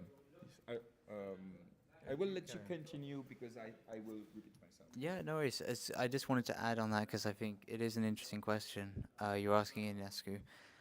So I think, firstly, I think regulation is one of the big problems in Europe. I've kind of already stated this a few times, and I'll jump into your question in a second. But And all regulation, not only not crypto. all, yeah, yeah, all no, regulation. yeah. So yeah, exactly. And I think the mindset is wrong. People want to, I've heard from people in the FCA who are like the SEC, but for the UK. I've heard people being rewarded, celebrated for rejecting proposals from companies, and actually real proposals. It's in the crypto industry, which is just ridiculous and also terrible. But also, if you look at a lot of what Trump's rhetoric has been, he actually has said many times in his campaign through the interviews that there are the two main things that he did massively in his previous presidency, which was he cut taxes and he reduced regulations. And he asked his businesses, this is what he said many times, you can go ahead and look. He said, which one had a bigger effect on your company and your business? They all said regulations had a bigger effect than the taxes. And I think that is something so important because I've just been in Dubai last week. I also used to live in Dubai 2.5 years ago for a few months. And all I see in Dubai is, in fact, last week, I was speaking to policymakers, government officials and so on. They're there, they want to speak to businesses, they want to speak to people on what's happening. And this is what you need. In the UK, and I think Europe probably as well, you need to wait months to get any conversations. They don't really want to have you in the room when you're there. Some of them. Obviously, some of them are actually good and they're doing very well. But if you're talking as a broad generation of them, they're not very supportive. And the regulatories are not very supportive either. So we need to see this mindset change. And we need to move that. And going more to your point on the public, because I think in the UK at least, I don't know about France and other countries, the public opinion isn't necessarily represented too much when it comes to these, because it's the institutions that are deciding these things, like the regulators and so on. And if you look at the cryptocurrency industry in general, I mean, just the people here today and X Day and so on, we're a global population, and actually most people in the crypto industry are very happy to work remotely. They're happy to travel, they like traveling. Some of them have quite a lot of money, so they can afford it and so on. And actually, I think what you've seen is Dubai. Dubai is a perfect example. A lot of the crypto industry people, public supporters, have moved to Dubai. They moved to Portugal as well when Portugal was very supportive. Now Dubai is huge. They'll probably move back to the US now that the US is becoming big. And I think that doesn't help because we have a lot of UK people. I even know a few. They've moved to Switzerland or other places, and then the voice of the UK has been lost. And maybe the same for France, but I'm not sure. And I think that's one problem there. Information will come later because we don't speak English in France. You see what I mean? The link between US and UK is very strong. You can follow directly the news from the US TV or from Twitter. We're suffering from a filter. Sometimes it's good, sometimes it's not. But we're suffering from a filter because most of French people can't get the news from the fresh source. So, of course, it takes more time to propagate. Yeah, maybe. I'm not sure it's a matter of language. It's a matter of how they bring the information. So I'm sure there is disinformation everywhere, and from every side. I'm not doing politics here, but this is sure that the program of Donald Trump, for example, was presented in a very, very, very bad way. In France, for example, every journalist said that he would lose, that Kamala was great, she would be the best candidate to win a white old man because she's a black young woman. and actually nobody really noticed or wanted to notice what the American people wanted: freedom, and many other stuff and so on. And about cryptocurrency, it was a real demand from the population, because we have the last digits. It's 80 million American people that own cryptocurrency on 330 million inhabitants, I think. So it was a real impact on in the election. Thank you very much, Ionesco. You're welcome. Thank you for. You stay with us because Yeah, it's right. your interview time. But thank you very much for discussing, debating about this news with us. It was very interesting to have the UK point of view. We don't have it often, actually. Let's speak about you, Ionesco. Can you introduce yourself for those who maybe doesn't know you yet? Yeah, sure. I'm Ionesco. I know many people from MultiversX ecosystem. I think I'm Romanian because of my nickname, Ionesco. Actually, I'm French, but I'm Romanian friendly, so don't be feared to speak to me. But I used to get a salute in DM because of that. But it's a good thing. I'm on the MultiversX ecosystem for like 3 years now. I have built with Sevi project around poker. The first idea was to build a community around something that can link everybody. And we found that poker and cryptocurrency were something very close. Many people in crypto are playing poker, and many people in poker are holding cryptocurrency. So it looks like just natural to create this kind of project. And we built our community on this, offering entertainment at the first intention for the project, letting people play together around something fun, maybe something that can bring you some bonus at the end of the month. You see what I mean? And that's how we developed the project. First with free poker tournaments, letting people know about the other projects. That's why we made a lot of collaboration and partnership with project launching or even projects that are here for a while. We develop our network like this because we love people, we love the communities. That's what we're made for, honestly. We also, Sevi is organizing this event with you, Harry and Joaquim, because she likes community, she likes organizing this. This is, I think it's the same idea, you know? And Crypto Normandy as well, of and course. Crypto Normandy too, yeah, it was very nice. And I hope, we did many events before, and I hope we will have a lot after. But yeah, this is the main idea. And poker is something that is perfect for that. I mean, people have fun. There is a risk that can be moderated with low buy-in, with some monitoring and things like that. So we are not putting people in a great danger, and that's also what we want to keep in mind, because people always said that we are hosting a casino. And for me, it's a mistake for two reasons. The first one is that poker is not casino. Poker is not gambling. The difference between gambling, like casino game, I would say like slot machines or blackjack or roulette or something like that, is that at the end of 1,000 game, the bank is always winning. Okay, that's just statistics, probability. So at the end, you lose. In poker, if you have the skills, you can play 1,000 games and at the end you win. Or you lose because you're bad at it. But it's not about luck. And I always said you don't play your card, you play your opponent. So it's more like a reading game, you see, of the opponent. Yeah, it's like a social game where, and you see a lot of business leaders saying they love to play poker because there's that competitive, Exactly. getting to know people.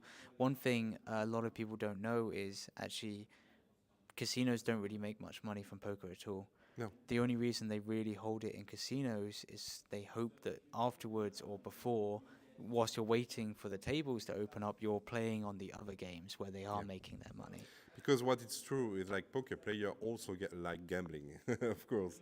Not all, but yeah, there is this feeling that you can make money, and it motivating many people. So in the poker players community, they like also casino game, but just an insist on this point: we're not casino. We're not letting people gamble. We want that people learn how to play poker to make it more fun, because it's of course funnier if you will, and also many little money on it. And the second point is like we're not like Poker Star, Winamax of this kind of huge platform. We are more like a private circle of poker. You know, people know each other when they come at the table. It can be a tournament or it can be cash game or thing like that. We have a quite reasonable amount of players joining our events, and so at the end of the month, at the end of the year, everybody knows everybody, and this is this is like a village, you know, and you're not here to compete against sharks. You're here to have fun, to learn, and to develop your skills, and maybe to make a little bit of eagle in your wallet. That's it. Yes, and you mentioned community. It's a very strong community you guys have. Maybe you could talk a little bit on how active everyone is and so on, because I think maybe people don't necessarily know just how supported you guys are by the people that come so often to your games. In order to seal this community, we're not relying only on event, even if honestly they're just waiting the next tournament where they just finished one. But we also have NFT collection, which is more like a member cards NFT. When you have an NFT from the collection, we're not asking people to speculate about the price or thing like that. When you get it, you should keep it. The collection is named Diamond Head Prefab. So Diamond Heads in Web3 culture is mean that you want to keep it for eternity. So it's like member cards where it will give you some advantage compared to people that aren't member. So when you play free poker tournament, you will have free rebuy, for example. It gave you also like loyalty points when you're engaging some money into tournament or cash game or thing like that. And I think this We can get nudes also. you can get news. Yeah, you launched a token nude. I didn't. No. Sevi did. Oh, okay. Sorry. So sometimes I'm mistaking. Yeah. So that's the way we're building this community, and also I've told you with a lot of collaboration. And we also have another collection which is named the Poker Leaders, and it's more like a very private collection with only 52 NFTs representing every 52 cards of a game. And it's meant to be like a private club, you know, where when things will go crazy, because I hope it will, when new community member will come every day, when MultiversX will go higher and things like that. I hope that we won't have any time to spend with everybody of the community. Today we're here. If someone want to talk with us, we will be there, and quite every day we answer the DM and people and things like that. But I hope that in the future we won't have this time, because we will be Are huge. you ready to welcome this massive number of users on MultiversX for the next month? We can hopefully we can we are. expect them to arrive. All what we've done has been made to be scalable, honestly, because sometimes we have huge afflux of people. We did the event with 300 people and maybe more. So we used to deal with a good amount of players. If tomorrow you told me that I will need to welcome 1,000 people events, I will do it, no problem. 1 million. 1 million is not a problem. Give Amazing. me 10 minutes. Okay. You have it. Thank you. You turn from xCard CEO to a great meme maker, and no, it's very interesting because you decided to join and to accompany the meme coin movement on MultiversX, not just by doing like tweets, but also by creating content, very fun, very artistic, very well thought content. We remember that you won some awards with xCities with a video, for example. Everybody remember this. Why did you decide to join this movement, and where do you find your inspiration? Yeah, that's easy to answer, honestly.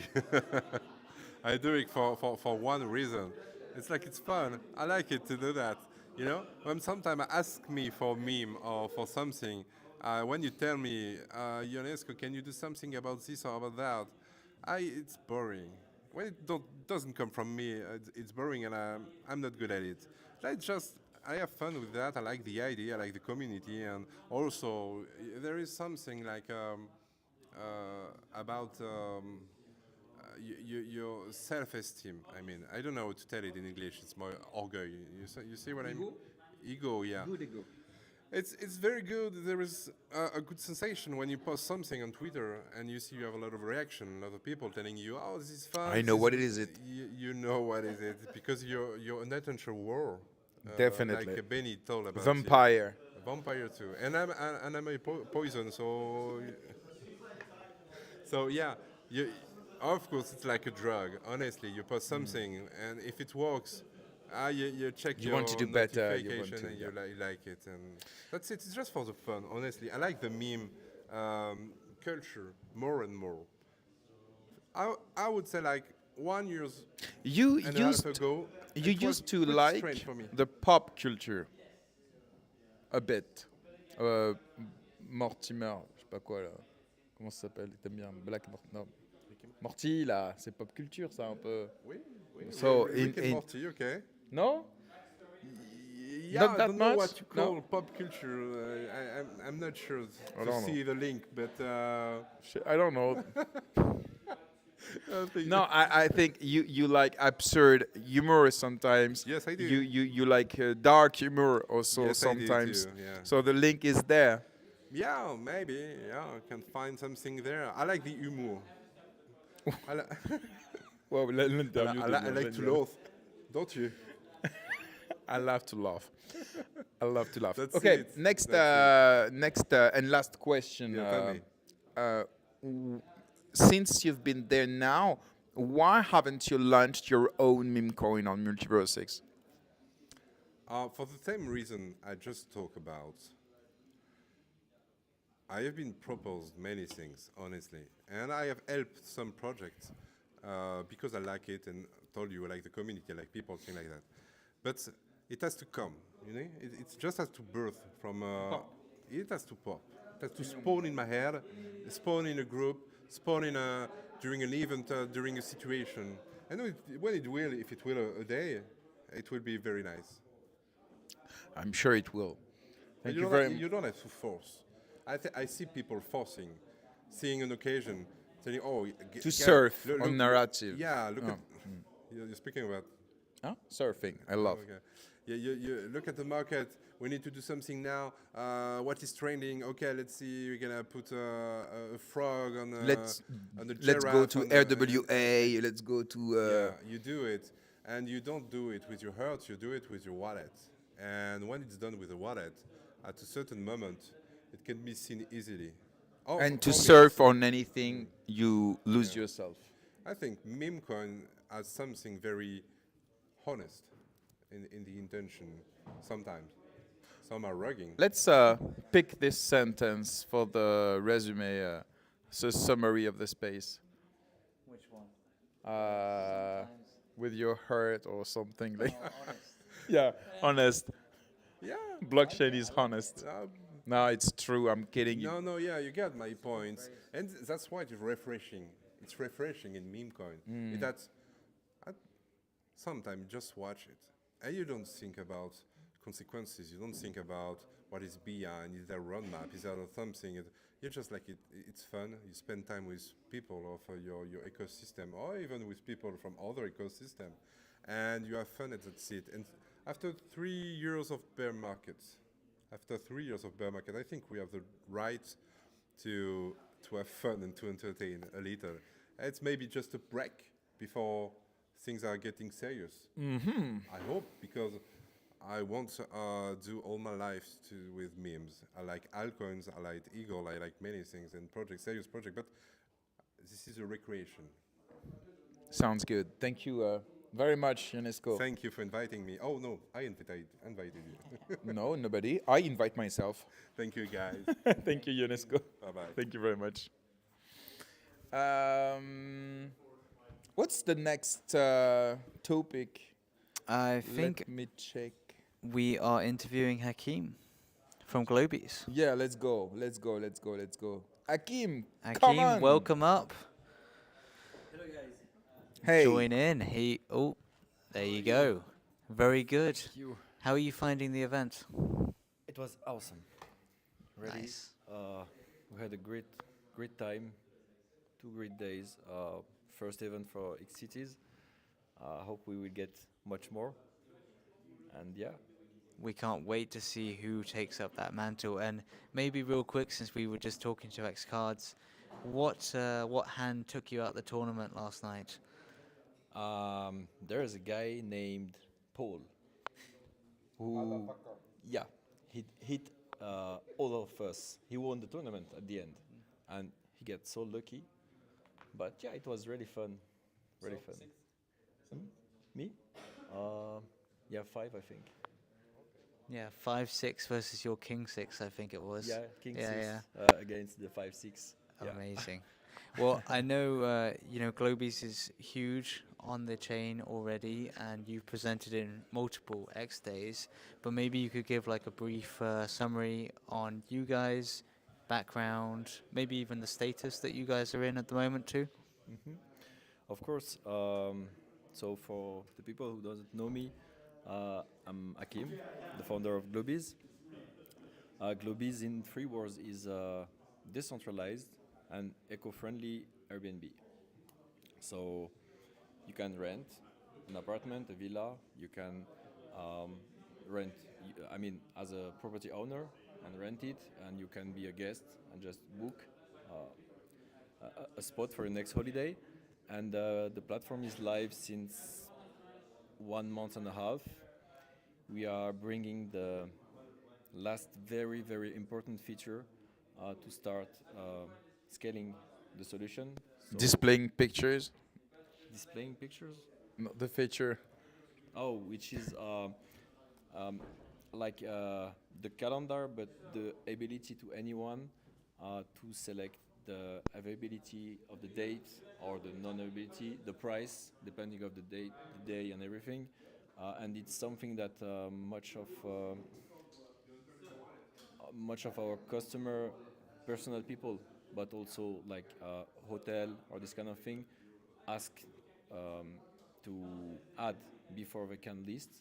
So yeah, this is the Yeah, because it's not the same price per night, for example, in August than in January in certain place. So they need to regulate the price.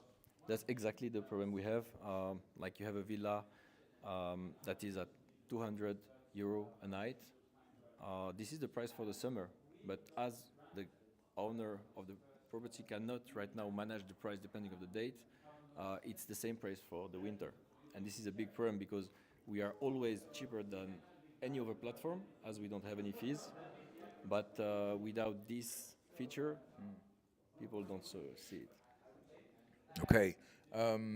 What's your strategy to convince people to list on Globies and to rent on Globies? What's maybe the two strategies to go to market for owners and for customers?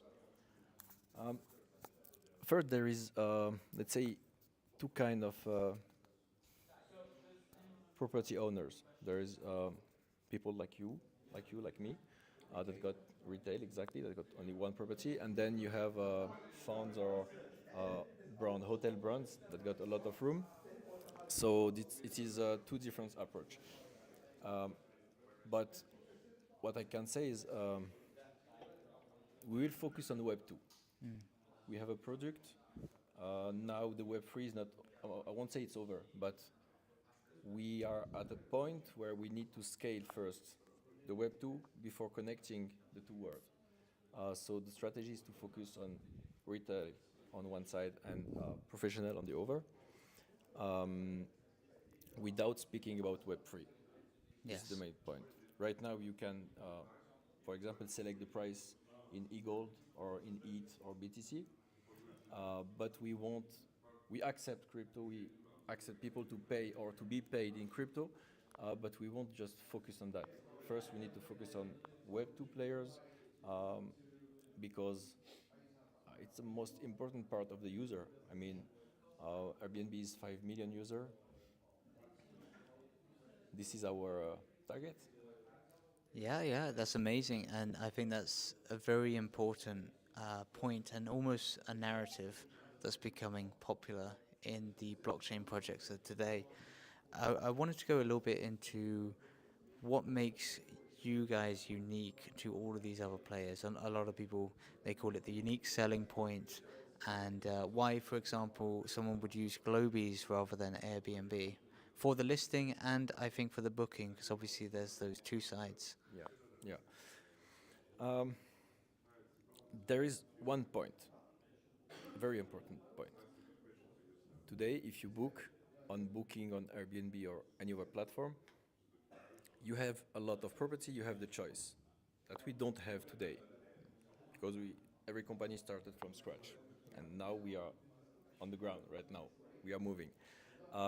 But any platform take fees on both guests and hosts, from 14% to 20%, depending on the platform. And all the participants to our ecosystem.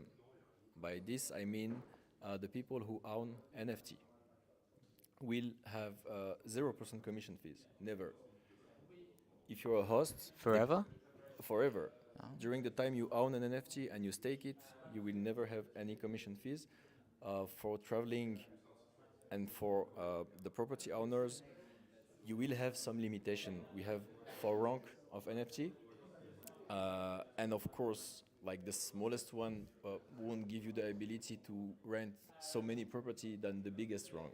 So there is a certain amount, depending on the rank of your NFT, that you will be able to rent property every year without any commission. And if someone doesn't have NFTs, can they list and they'll then get charged a commission? Is that how that's running? Yeah, exactly. It's also possible. In this case, if you don't own an NFT, you will have 5% commission, which is still 3 to 4 times lower than the concurrent. Amazing. And so do you think, obviously, if they don't have the NFTs, you still get that 5% commission. If they do have NFTs, is it the royalties from selling the NFTs, which is the main business revenue stream that you guys see? Are you speaking about the Globies revenue stream or? Yes. Globies?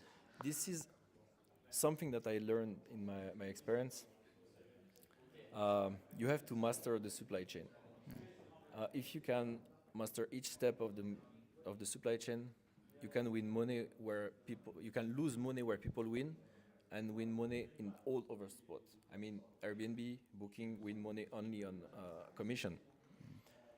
We can lose money on commission, but we master all the other step of the supply chain, which are in the arbitration or in the royalties or in the token or in the NFT. There are like so many stream of revenue that we can accept to not win money like our concurrents. Yes, yeah. I'm just smiling a little because the more and more I'm talking about this with you, the more and more I realize that we're in a very similar position with our platform, and it's just different industries and so on. But I'd love to hear more on maybe some of the feedback you guys have been getting on the platform so far? Are you guys piloting a few things currently? I know you said that you have launched. Yeah. How is that going? So we decided to launch the V1 of the platform. It was important to respect the roadmap, to show to the community that we have made a lot of progress, of course, but again, it's the V1. Right now, it was open only, not open, anyone can come and list or book. But as we are not making marketing around it, before everything is like stable, we need to test. That's why it's not a beta, because it's functional, but it's the V1. But like I said before, from the moment we launch this feature of the calendar and the ability to manage everything, we will be able to focus on marketing and grow. Because you understand that, of course, we have a big problem. It's in the meantime you need property owner to bring guests, and you need guests to bring property owners. So it's The chicken and the egg problem. yeah. But as you know, you can speak about Airbnb, you can speak about Uber, you can speak about any big company and how they started, and it's always the same. You need to break the doors. So we will break the doors. So yeah, interesting, and I love the fact that you mentioned that, because one question I was going to ask you is, looking at the founding of Airbnb, you have Brian Chesky and the other founders. They really made their break when they started, because this is how the first proof of concept started. They went to an event, and all the hotels were booked and so on, and they had to stay in some apartment, and then they realized, other people in this position. We could rent this out to other people. They can stay on the floor with a sleeping bag or other things, and people were happy with it. Are you guys potentially considering following xCities around the world on some of these events? Of course, and more. I mean, I can say it. Yeah, I can say it. Globiz is a decentralized platform. Okay, but Web2 user won't see anything. But we have thousands of users over the world who use crypto and just travel around the world. Each month there is, I don't know how many events in Singapore, in Dubai, in Thailand, anywhere in the world. So of course, making a crypto tour, a crypto world tour makes sense. And we will never forget the Web3 community as we build the project around this community. So yeah, xCities or CC of Brussels or Shanghai or anywhere, or any event, token 2049 in Singapore, in Dubai, yeah, of course, we will follow this. We have a question in the comment, and I remind everyone that you can, of course, ask your questions in the comment, and we'll ask them live. Question from Don Pedro: how do you plan to bring those 5 million users on your platform to use it? I will steal them. No, seriously. I was just saying before, how Uber or Airbnb started. They just scrapped anything. There was nothing before Uber There was nothing before Uber in terms of VTC. in this market, but they scrapped a lot of information as They what's the name? stole the customers of taxis, you mean? Not firstly on taxi. You have like you can take like leads. Okay, you can take data, big data, take the information and push the things. What I'm trying to say here is, if you want to start from scratch against like the biggest company of the world, when they started, they were not the biggest.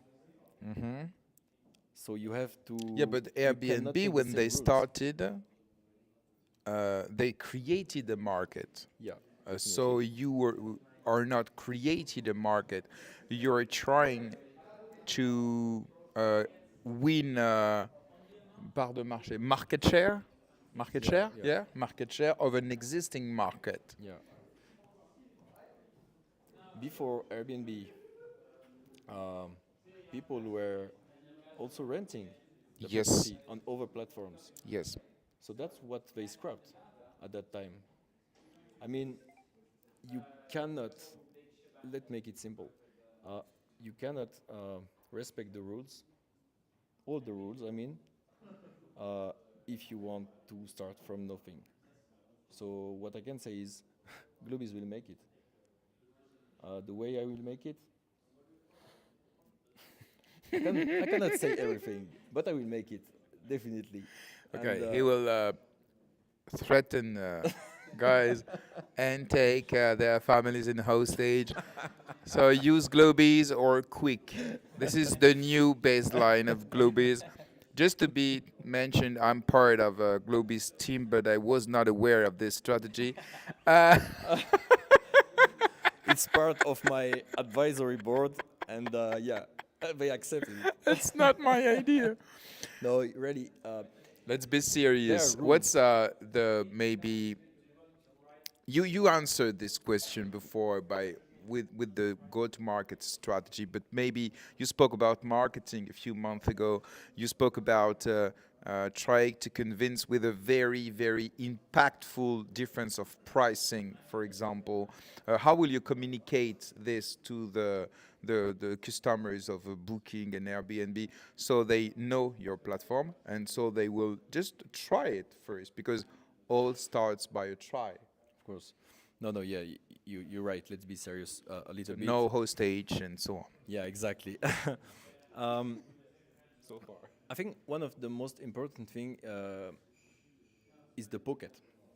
You know, right now, people need to save money. So one of the main points to focus on is our price. Then also we have the quality of service. And this is a very important point. When Uber started, they were not at 25% commission.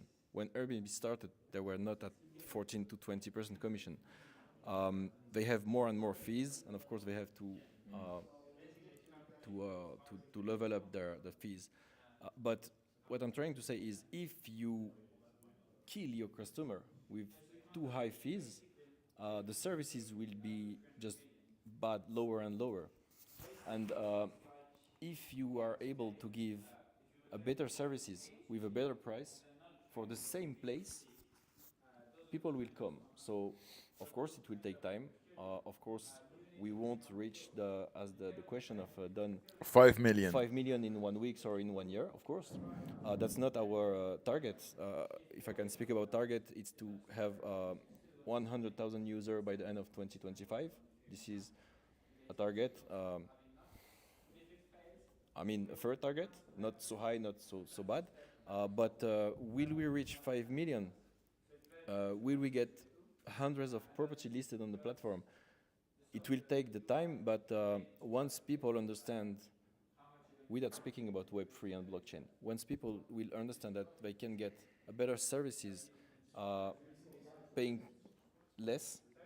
Cheaper, greener, better. Thank you. This is your words and the baseline. Yeah. Okay. Thank you very much, Hakim. Thank you very much. Thank you, Yeah, we wish you all the best for the next steps of Globies. Thank you, guys. Thank you for coming in London. Yeah, and Let's maybe mention that you forgot your passport, and so you had to go back home and to to come back. yeah, I made Paris-Marseille like 800 kilometers. He really wanted before to come. coming here.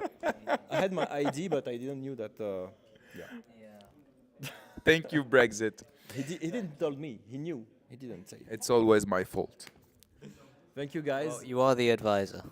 Bad advisor. Exactly. Never here. But thank you kind of very guy. much, and enjoy the rest. We'll see you soon. Thank you. See you soon. We want. Okay.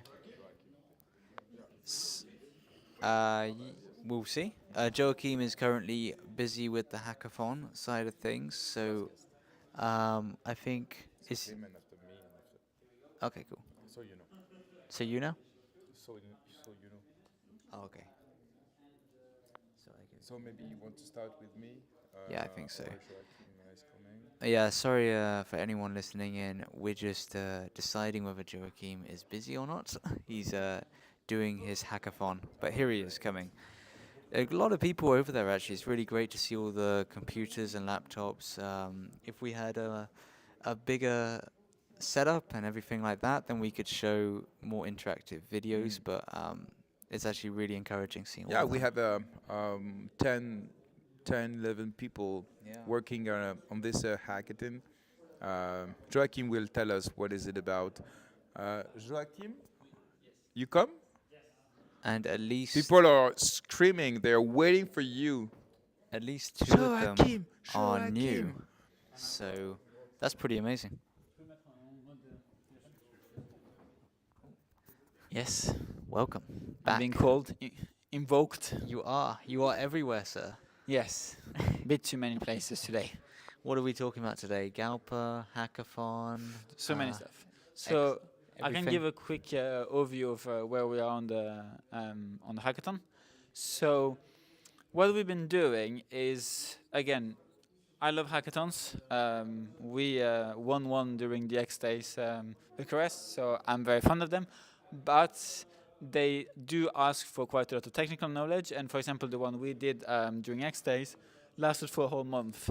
And what we've come to realize is that a lot of people don't have, as Harry said, people have 9 to 5 jobs, etc. So it creates this like unfair playing ground, in my very humble opinion, in the fact that someone like me who works full time in Web3 obviously has so much more time to spend on the hackathon than someone who already has a job. So my focus has always been for hackathons to try to make them shorter, funner, and more accessible to people. So what we've decided to create with Kevin Lallemand and some members of the MultiversX team and some students working with the foundation, shout out to them, by the way. Thank you very much for all your help. We wanted to allow regular people to be able to interact and understand how MultiversX works. We've even gone a bit further, but like we're doing a hackathon right now where there is a participant who sadly didn't have a laptop and is still able to do it from his smartphone. That's how simple we wanted, how accessible we wanted to make it, because we wanted people to understand that it's very easy in reality to interact with the blockchain. So we've created a boba race. So each participant has been able to create their own little boba on DevNet. Do not worry. Pepe, I mean, all those guys behind the boba, promise, they're not minted on mainnet. We're just playing on DevNet. And they have used those to register them to a boba race. And basically, they've started from no knowledge, some of them in blockchain in general, to create their first NFT collection, mint their first NFT. That was the first part, and then interacting with a smart contract, and then sending several informations to a smart contract through small challenges, which is what they're about to start now, to get ahead of the race. Because that is how they're going to compete with each other, because we wanted a clear and fun winner, and we wanted it in a challenging yet rewarding way. So there you go. That is my recap about That's the amazing. hackathon. So you're taking them from the very stance of like nothing, essentially. But obviously, you guys have built the framework and structure around it. But you've taken them from nothing to creating almost this digital character, as if like in a video game on the blockchain, and then starting to put it into a race. And is all of that just smart contract calls that they're pushing towards the DevNet, or is that they're creating their own smart contracts as well? So we've decided for this step that creating our own smart contract would require too much time, because as we've shown on Twitter a few days ago, we got supported by Pinata Cloud for this hackathon, which again, very thankful for.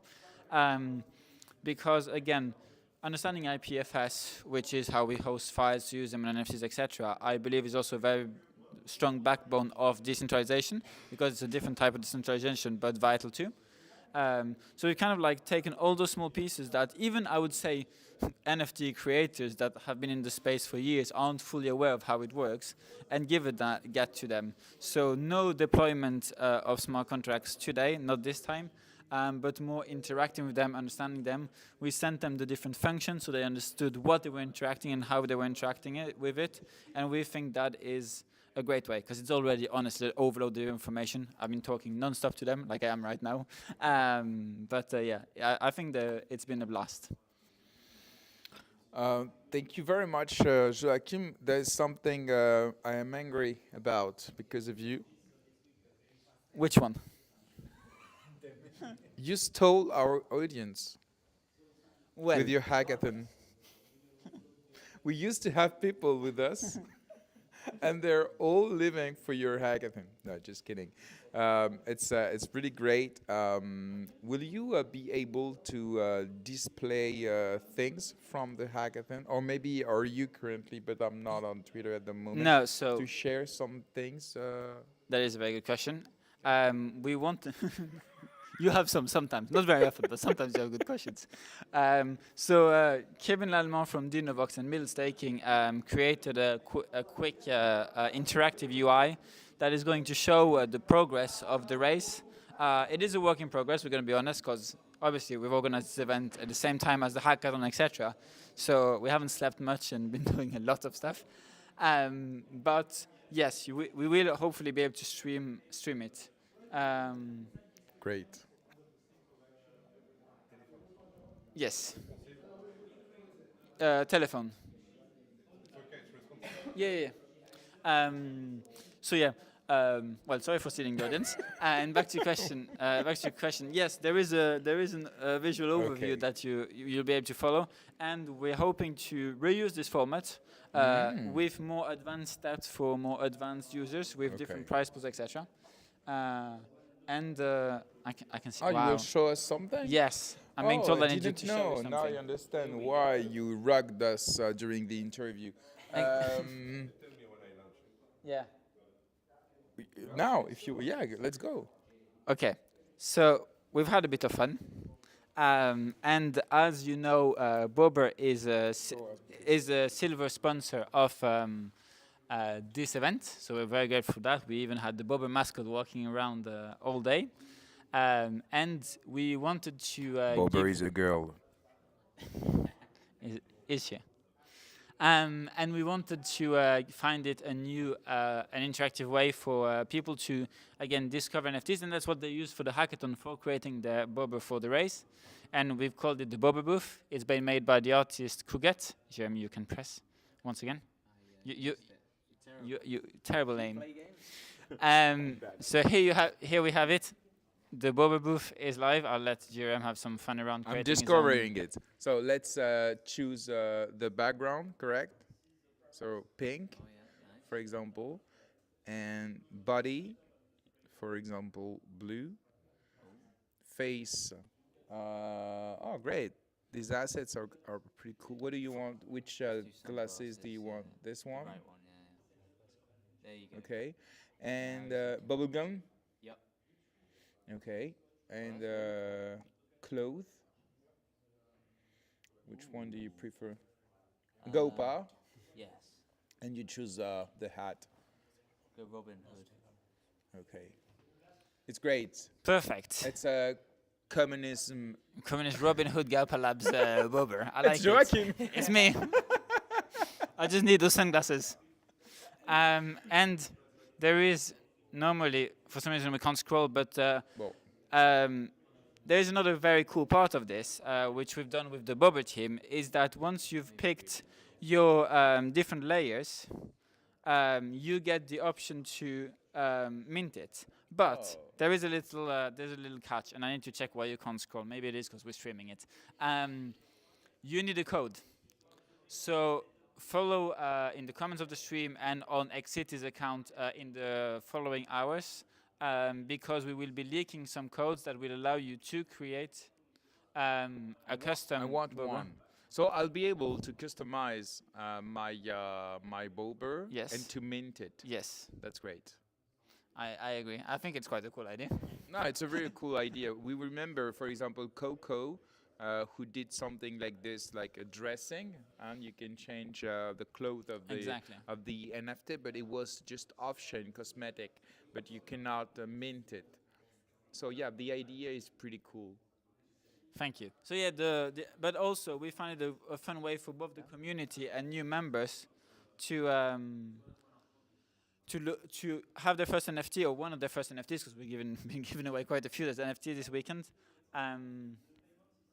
To it. No. One So yeah. one question I just had with that, you said that they're going on the DevNet and so on.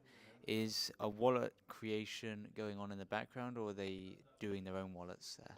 So they created their own wallet because, again, like we talked a lot about wallet abstraction earlier today, not during the stream, but yeah. But for obviously interacting this close to the blockchain and directly with the blockchain, you need to have a wallet. You need to actually be able, because you send raw transactions. We're learning them to encode transactions, etc. And I think I'll have to leave you shortly because I think the race is about to start. Well, maybe one real quick thing. What exciting things are happening with Gaupa recently? If we can jump into that. How is that a quick thing? That is like a 2 hours discussion. Okay, let's start the podcast now. Episode 1, Joaquim, go. When Gaupa? When? So we've been working on quite a lot of things. We also were waiting for the protocol update for dynamic NFTs. We also work with and for the projects on different aspects, including dynamic NFTs. So one of the first, if not the, actually I think the first collection on MultiversX to use dynamic NFTs, we worked with them to get that going. But when it comes to Gaupa itself, we are very close to launching the Gaupa app, and we are working on creating new extensions for businesses to be able to use. So for one of them being, for example, Shopify. So having blockchain integration on MultiversX directly through Shopify. So that is can you promise us Gaupa Lab will be live before 2030? Oh yeah, oof. That is a short time frame. That No. is quite a short time frame. No? Okay. No. We'll be there. You'll be there. No, Anyway. no. Things are speeding up. The reality is that we decided to take on a monster of a task by doing supply chain. I don't think we fully realized when we started. Do you regret? No. If you go back Yeah. 3 years when you A started, bit over 2 years. okay, 2 years ago, if you can choose a project to launch, would you launch a project in such narrative, in such industry? Maybe it's a more appropriate word, or maybe you would have done something different. Yes, I would. Okay, But I think things would have it's taken. honest. I think I would do the same. No, I'm saying. you Yeah, said no. I would do the same. But basically, with all the learnings, I think we wouldn't have done the same mistakes. Things would have taken Okay. shorter on certain things. But I also think that like it's it's a net positive. If we do it right, I think it's a net positive. And one thing I'll say, and that's something that allows me to sleep at night, is that we didn't raise a token 2 years ago. Of We course. didn't sell NFTs. That's 2 why years ago, I'm etc. kidding with yeah, you. Yeah, I know. Of course. And we If still you had minted an NFT and I had bought it like I bought 1,400 before, of course. But exactly. yeah. We it's knew it was different. a monster, and we wanted to make sure we had the right cards to play before raising funds. So we've been bootstrapped for all this time. So now you will rise. Yes, the token launch is actually coming very soon because we have Launchpad. maybe. Really? Maybe? No, I'm not. Well, no, maybe it no, doesn't no. mean anything, No, actually. it's most likely not X Launchpad. But we're gonna anyway to start with a seed sale. But we're feeling I comfortable. put one with in that now. GLD. One in GLD. I'm not even thinking about it. I hope GLD pumps a little bit before that. Thank you.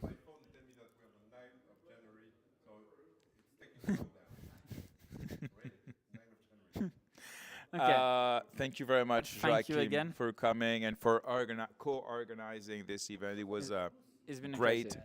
Yeah. Boba Booster is fun. Thank you very much. Anyway, Take care of yourself. Boba on top, as they say. Have a great afternoon. Thank you very much. And what a hackathon! That's, I mean, that was huge effort by them. A lot of sleepless nights, and the can't shout out them enough because that's going to be really cool. Definitely. And the thing is very cool, and I think this is something that many NFT projects can use actually, and maybe it could relaunch some NFT collections. I remember a penguin thing. Do you remember? It was an I don't NFT think so. collection with 3D penguins, and the goal was to create a dressing on chain. Actually, they gave up or rugged. Or, to be honest, I don't remember how it ends, but it was the project, and I think can be very cool. Customize your PFP and your digital identity.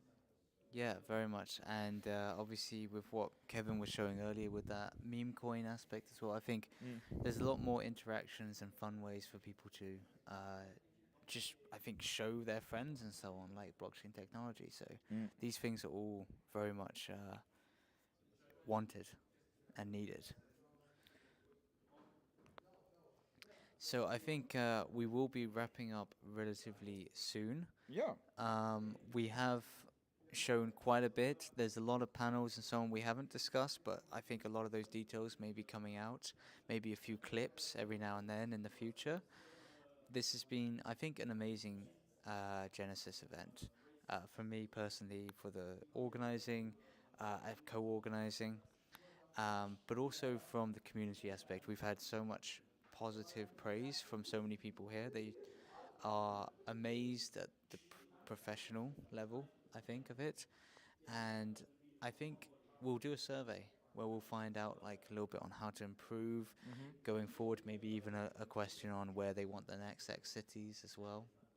I know quite a few people are interested in that aspect, and hopefully other people want to take it on, move it on further across the world. Let's make MultiversX great again. Exactly. Thanks to this different kind of events. You had a few questions for me. Yes, of before we course. close this show. That is. So I'm all open to answer. That is finally my chance to turn the flamethrower onto you. Go. So, GRM, you are and very much a personality on the MultiversX chain. You have GM Web3. You also have your advisory for a number of projects, consulting. Maybe you want to start out by just explaining a little bit on your background. I think so many people hear you hosting, asking questions, maybe not so many towards you anymore, and I think a lot of people probably don't actually know your entrance into the space and into MultiversX as well. Oh, yeah, and maybe if you want to go into your background before yeah, that very too. quickly.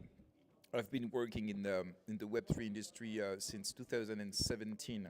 I co-founded one of the first French crypto regulated company.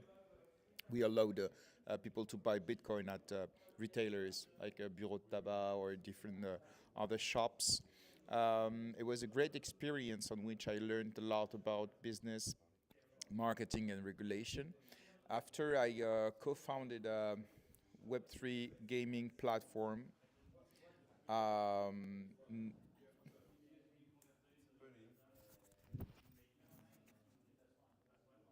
Is there technical difficulties?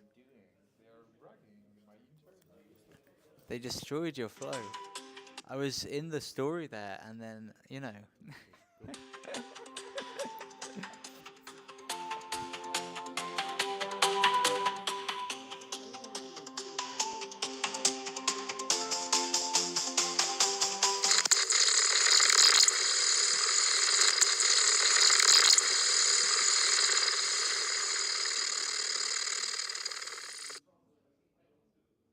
Good morning, motherfucker.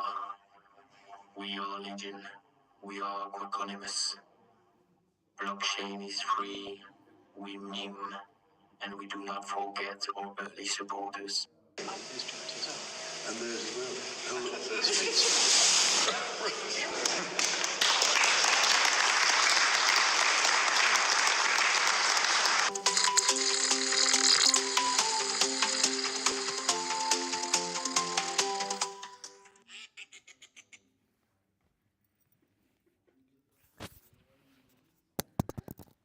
Okay. So something happened. What happened there? I think we were rugged by Quack. So Quack is real? Quack is real. Quack is in the UK and they act the podcast. Um, so let's maybe continue for a second about me. I'm not into talking about me, but yeah, I Well, found I'm it. already fascinated. I didn't know those things about you. Yeah, because I'm not talking about me a lot. I say what I think, and but yeah. So just to continue, I founded a Web3 gaming platform, multi-chain. It was Solana, BNB, Ethereum, and Polygon. It was before interoperability. We built our own layer to do this. It was great. We had a great community playing every day, small games, open worlds, contest, and so on. But we failed to raise funds. At this time, it was bear market in 2021. And so, unfortunately, we had to give up this project. And after I decided to stop having employees and associates, and I wanted to work by myself, so I launched my consulting company. And I arrived on Twitter. Before I was working with Twitter, of course, but I didn't have my personal account. And I bought Elrond ETLD in 2020. It was $12. And I decided to explore this ecosystem. It was not just a coin; it was also builders, NFT collection at that time, EAPs, drifters, and many more. And I met the builders there. They thought I could maybe bring them some skills with my experience, and I became kind of advisors for some of them. And we launched XNFT Space, the first regular AMA on MultiversX, which leads to GM MVX, which I co-founded with my friend Ionesco 1 year and a half ago. And now it's GM Web3. It's not just about MultiversX, but I am still very involved in this ecosystem as an advisor, as a community member, as someone who tries to think about what's happening and to tell what he thinks is good, and sometimes what is not. So, yeah, that's very interesting. I actually didn't realize the full background there. Given that you co-founded that project on multiple other cross chains, what made you feel MultiversX was, I don't know, somewhere to settle a little bit more, or maybe spend a bit more time than you have on the other ones? To be completely honest, the first company was not on-chain. It was more like a broker, and we allowed people to buy Bitcoin at retailers. So you can enter a shop, you pay with cash, and you receive Bitcoin on your wallet. So it was not like on-chain project. About the second project, it was multi-chain, indeed. But I was not in the tech part. I was in the marketing, I was in the business, I was in the finance, I was the regulation and so on. So I was not really interested in this. We just noticed that there were gamers on Solana, on BNB, on Ethereum, on Polygon, and we wanted to gather them all in one place. But I was not exploring really this ecosystem. It was not my role at this moment. So after when I explored MultiversX, of course, I wanted to dig other ecosystem to know our strength and our weakness, and to try to enlight our strength and maybe to improve our weakness. And maybe before we jump into more the GM Web3 and all those aspects, your time both founding projects and advising projects, what do you, and almost, I think we've kind of alluded to it slightly in the panels throughout the 2 days, but what do you believe are the most common mistakes you see from projects in Web3, which you maybe don't necessarily see in other industries? Yeah. The biggest mistake is to take ourselves for a central bank because we can create money.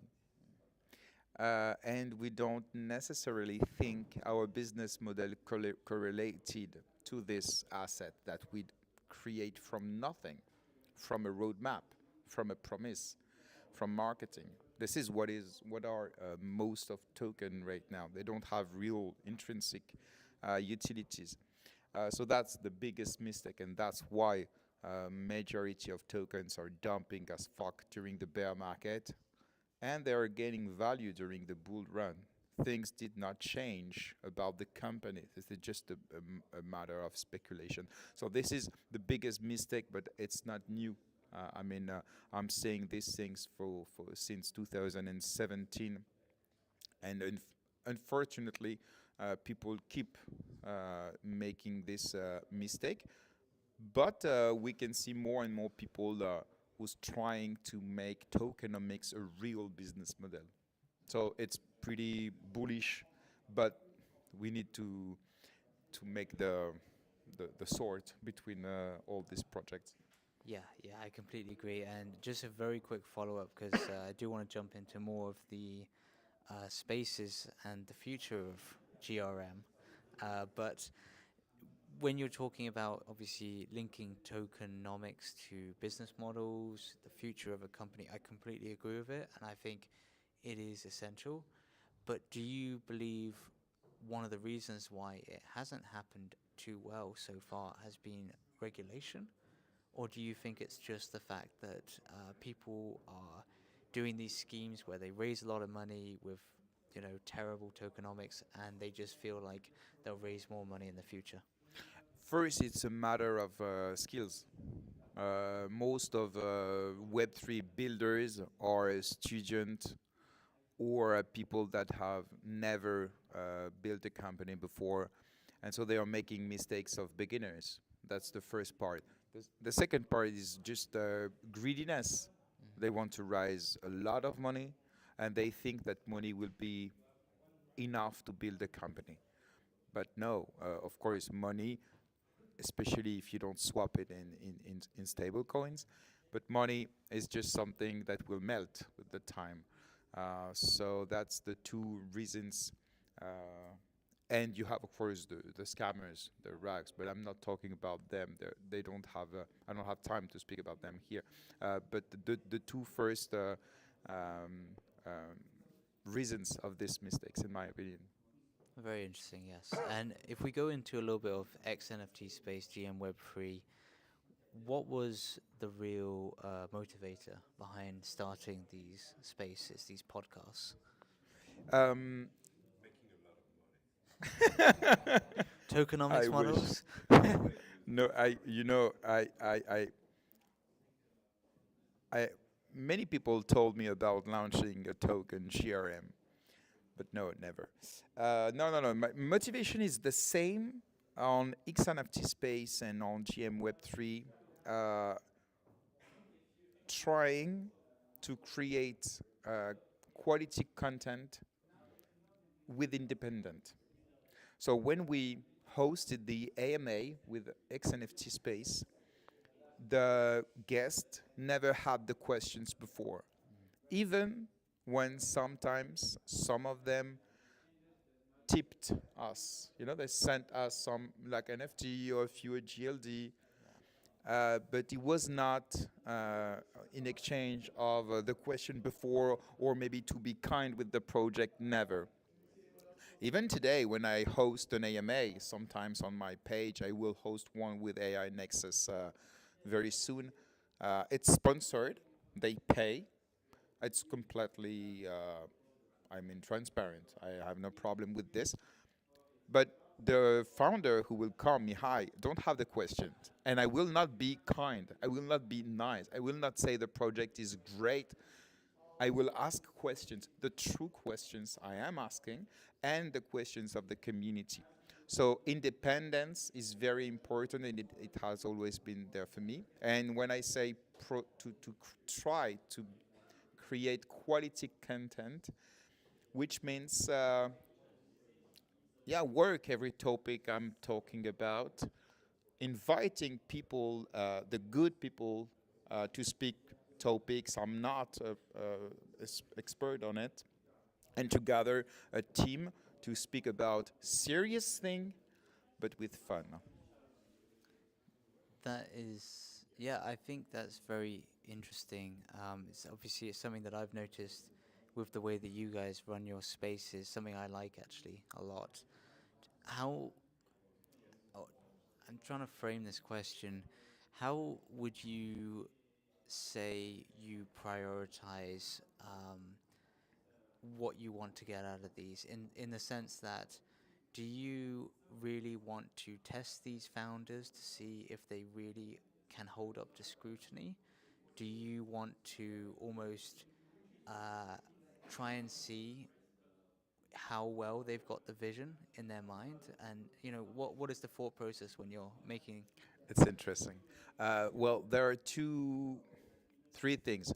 First of all, I really want to understand the project. So the motivation, the strategy, go to market, the roadmap, the token. I want to understand, and I consider that if I understand, because I'm not smarter than anyone, So if I understand, it will help the community to understand and to decide whether it's a good opportunity to involve financially or not. That's the first thing. The second thing, of course, it's to create a show on which you don't get bored. So of course, I will try to push a little bit the CEO, but it's also an exercise for him because it's just an AMA. But tomorrow he will have to pitch in front of investors, VCs, launchpads, a member of community. So it's an exercise for him to be challenged. And if he succeeds, it will be great for him, personal branding, the project itself, and so on. If he fails, well, it's too bad. He will be better next time. So it's always it's also an entertainment and a show. I will not hide it. Of course, we are all here to create content and to make it entertaining. Yeah, I think it is a great thing to do. I also think, obviously, when you're talking to people raising money, tokens, NFTs, whatever, you are also giving them that platform where they're speaking to their potential investors. They're speaking to retail investors who might be putting their money in, and you need to, I guess, put those questions in so that they feel like that person actually, they've got a great vision, they can think on their feet, they might actually, pull this off, because a lot of these things are startups, and there's a long shot in that. So I really like that aspect. And maybe speaking a little bit more on the vision around GM Web3 going forwards and so on, I would say, well, maybe I shouldn't categorize it. Maybe you want to categorize where it is now, and then maybe also where you'd like to see it going. Well, we started with Ionesco with one Twitter space every week, 1 hour. The first ones, yes, 1 hour, 1 hour and a half. I decided to launch another one on Tuesday, so a second one, because I told myself it will make them lighter. Actually, not. And I launched another one, and I recently launched another one on Thursday evening. So this is the rhythm, and the more I do, the more I want to. About the criteria for me to host a good GM Web3, diversity of topics. So crypto press review. It's important to speak about that things that are happening and to analyze with different people, different point of view. And we disagree sometimes, often, and this is what is interesting. An interview from someone that is interesting, not someone who wants to sell its product, but who wants to speak about its background, what he learned, what he faced, the challenges, and so on, his vision of the ecosystem and so on. And after, there's always one debate, one column about something. Can be regulation, can be art, can be tech, can be anything. And I'm lucky that I have people around me that wants to make a 15, 20, 30 minutes column and to speak about a topic. And we challenge, we analyze, we discuss, we debate, we create a discussion. And yet that's what I want. Diversity of topic and diversity of point of view. Yeah, and that is great. And you also see that obviously because you guys pack them full. You have, if not 3 interviews, maybe 4 interviews in one episode, which is impressive. I don't know, is it like 3 or 4 hours every session these days? No. The show is average 2.5 hours, but we regularly go above 3 hours, and you can maybe consider per show 2 hours of work to prepare everything, to display on all the socials, to make the marketing, to book the... And do you post them on Spotify, on all of these other platforms? Because I think most people don't know that. Or maybe not most people, but some people. Actually, I think they do. So yes, they are on podcast audio. You can find by just writing GM Web3. It's also available on YouTube, on Twitch, and on Twitter. My challenge for next year is to make the audience on the other socials bigger, because on Twitter I'm pretty satisfied about the audience. I have a loyal community and I love them. But I think we deserve more audience on YouTube, podcast, Twitch. So I'll work on it in 2025. That's my challenge. That's a good challenge. What way do you think will be one of the winning strategies for that? I'll work on it by the end of the month. Nice. For now, I'm in London and I have so many other things to work on it. So to be honest, I don't have the secret or a strategy at the moment. But I will find something. I'll find something. I'm sure. And the experimentation, I think, is some of the best things. One thing I love is that xSpaces, we're much smaller, really, in a lot of those ways. But we are not alone in covering a lot of these things. I love almost a little bit of friendly competition sometimes as well. And it's great to see that you guys also have the French episodes too, for the French community. We had Adam doing Romanian episodes sometimes, less and less now, but he's a busy guy too. And I think it's an important There's no thing for competition everyone. between Twitter Spaces or different media, at least in More my motivation. opinion. Yeah, no, I but really, think. I think we need even more. Yeah. So I think so too. I really, you can have a competition between content creators, but between the medias, I don't think so. Yeah. To be honest, when I jump on xSpaces. I love the atmosphere, the chill, the thing. But it's right that when you spend maybe 10 hours a week live, sometimes when you're not live, you don't want to be live on other space. But I do the effort to do so because I can learn things from other Twitter Spaces, and it's always a great pleasure to find the community and to speak about different topics. So yeah, in my opinion, no competition at all. On the contrary, we need even more on No, I MultiversX. completely agree. And the space is ripe for taking for many different people, for sure. Yeah, so maybe one last thing on where you want to see the vision, like, of GM Web3. You mentioned obviously you want to expand it, you want to get the numbers up on YouTube and all of these kind of things. Do you see a greater vision rather than just the episodes that you guys are doing now, the interviews and everything like this? No, honestly, I like the content that we do. We are independent. We bring diversity of topics and point of view. So the vision will not change. Maybe we will add more kind of column. Maybe I will add more columnists. Maybe I will invite different kind of people.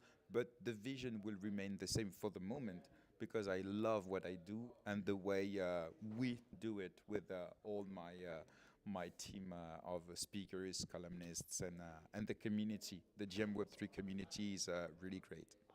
Which is one of the best parts of it. Yeah. Having a great team to do it with, Yes. yes, for sure. Yeah.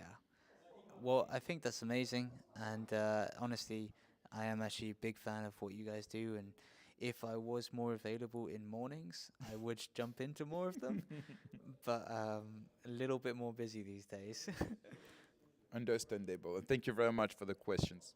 Appreciate it. I think that is the end of the schedule now. Yes. So we'll start wrapping it up. Maybe you want to jump in with a little conclusion? With a few Oh, of these we things? will thank, of course, all the viewers, all the speakers, all the people that came for the interviews and so on, and Ionesco, of course. No, I just want to thank you guys. You stay from the beginning to the end. It's just like a marathon of speaking. So thank you for that. Thank you for have entertained everyone this afternoon. And I hope to see you again for the next xCities, maybe. I don't know where it is, but I'm pretty sure I'll be there. No, we don't know yet. It will depend on MultiversX, maybe, if she can help. If they can help, maybe it will be in Dubai. Thank you very much, Ionesco, and it was great to co-host this show with you, Tomos. Really, really appreciate it. It's not easy to co-host. I often say that I'm not good in co-hosting, but I think we did a great job. So, congratulations! It was very cool. I let you thank the sponsors of the event that you co-organized. Do you have the list, just to be sure not to? So thank you, forget anyone. Coca-Cola. Thank you, Red Bull. Thank you. Not this one. Okay, sorry. No, look. No, we're still waiting for that check. It's not come through yet. You don't have the check from Coca-Cola. Oh, sorry. So Pepsi, sorry. That's exactly, yeah. We had a friendly competition between them. So, yes, we do want to thank all of the sponsors, of course. xAlliance kicked it off with the initial funding and with some support behind the scenes as well. Sadly, some of the MVX merch that was planned did not arrive on time because of shipping issues and customs. But we're hoping there'll be much more support and future things there as well. The team obviously have helped in many different ways with the hackathon, with the students helping, Joaquim, as he mentioned earlier. And we have the gold sponsor, ZoXno, for Zontix, their platform that's been used, actually, very good. And I think some good feedback, so hopefully that'll be improved as well. We had silver sponsors as Boba, Hakim, the consortium. I forgot the Inco. We have middle staking. xChange, yes. And a few of them. eCompass. Crypto Shrooms, Dinovox, Globies, Divergent Club, Gaupa Labs, Pits, xCards, of course. Project X, GM Web3, Philanthrify, and X Spaces, both hands up. And Riddle Brothers, Quack, and then Shoreditch Exchange, which is the building that we're in. So thank you to all the sponsors. This has been an amazing Genesis event. And please stay tuned for more on socials. More will be coming out, hopefully a few clips there too. And get ready to see more on the hackathon as well. Thank you everyone for coming. And thank you. I think Sevi wants to say ahead. a Sevi, final come word. in. I can't refuse. Come in, Sevi. Thank you.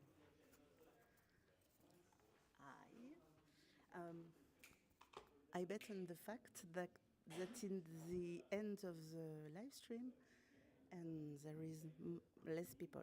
But it's a difficult task for me, to speak in English for two reasons. The first is because I am a little shy, And the second one is because I'm French, as you can listen, and you know the English level of French people.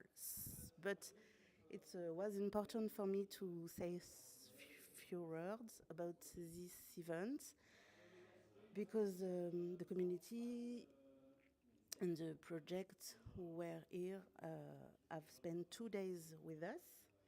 But in fact, xCities and this Genesis event is X London.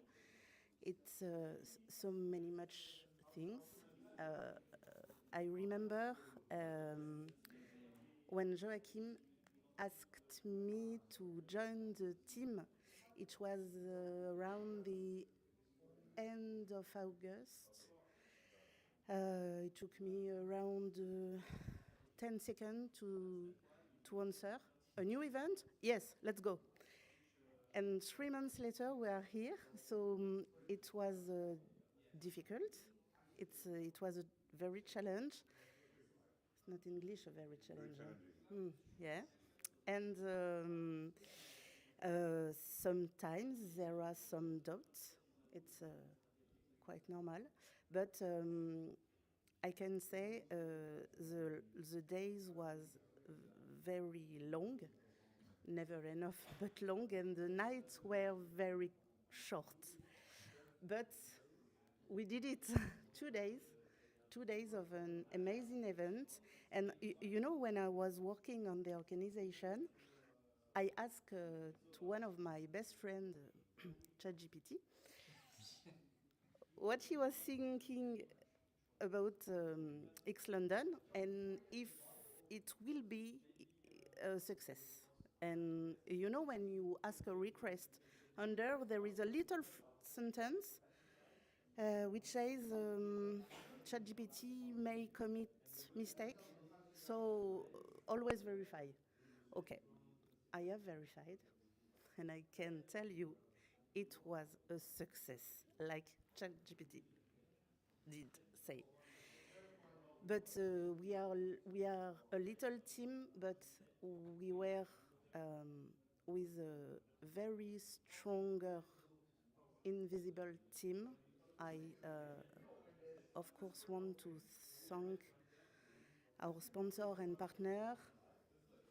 The list has already been, but their support, it's really important.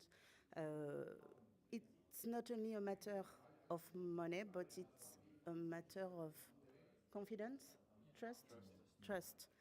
And that's priceless, because without them, this event, this amazing event,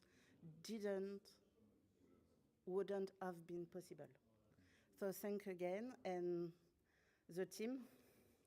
It was very, very hard, but we did it, and this first event was very amazing.